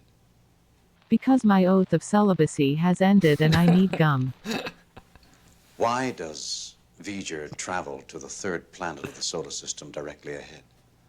That is how we find John Lithgow and Joseph Gordon-Levitt. Wow. Okay, that's Why Shy's. does Now I think I V'ger got it figured travel out. to the third planet of the solar system directly ahead? Why the perm? Why does V'ger travel to the third planet of the solar system directly ahead? In the search for the missing art, the missing events, the missing Tuesday packs, and the missing hosts. Why does V'ger travel to the third planet of the solar system directly ahead? He's heard rumors of a great Voyager for the hunter trait, and it's a Chakotay. Okay, that's an easy Why vote. does V'ger travel to the third planet of the solar system directly ahead? There's a Black Friday sale, and he also has a coupon. Round's over. Let's vote. I have a suspicion the missing host's jab is from cranking, but this is fun guessing who made each I quite like this submission. one. Yeah. Why the perm? That's a good clap back. So good. I would love a sassy Ilea.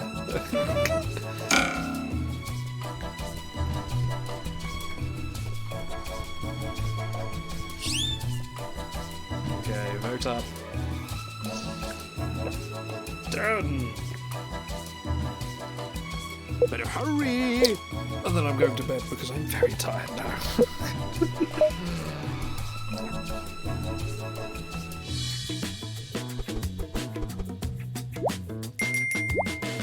Oh, those scholars.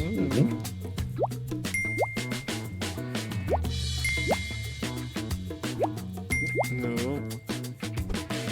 So good. Wow. Yeah. You are just too much. Wow, that's a lot of points. Dread it, run from it. Shy comes for the win all the same. Here's our winner. Wow. Yeah. I think it's like You're 2 as to 1 fit odds as a on that. butcher's dog, kid. Way to go. Idle and I were smart and ducked out before we had to lose to Shy. Oh, yeah. Again, my only goal was not being last, and I probably failed. And now. Good show, though. Good show. Oh, thank you, everybody. Thank you, everyone, for... Let me just close that. Oh, hang on. I've confused Discord now. There we go. Right. Thank you, everyone. Thank you very much, Scholar, for coming this week. It's been great to have you this week. Thank you for bringing your event insight this week and for the showdown between you and Auto. That has been great fun. Any parting words, any shout-outs or anything you want to give? No, covered most of what I'd want to say. I mean, I really did enjoy playing against Otto. Other than my fleet helping me out, I find competition and everyone that I've been against has made me a better player. So that's just how it is. I think we talked for cumulative probably 3 or 4 hours since then. And I learned something new about how to arrange my ships as well. So, yeah, it's been Many fun. years later, you're still learning. Well, If they told us how everything worked. No, that would make it too easy. Dear. Yes, so stay tuned on Saturday where we will have Star Trek Adventures, the 4th part of Stars' Enterprise campaign. So please come and join us. That has been a lot of fun. I think we'll finally wrap up the mystery this week to some about, and then before we begin on the next campaign. And we will be back next week as normal. Have a look on the Discord for the event schedule and everything. And from myself, from Auto, and from Scholar. We'll see you later. Ta-ra.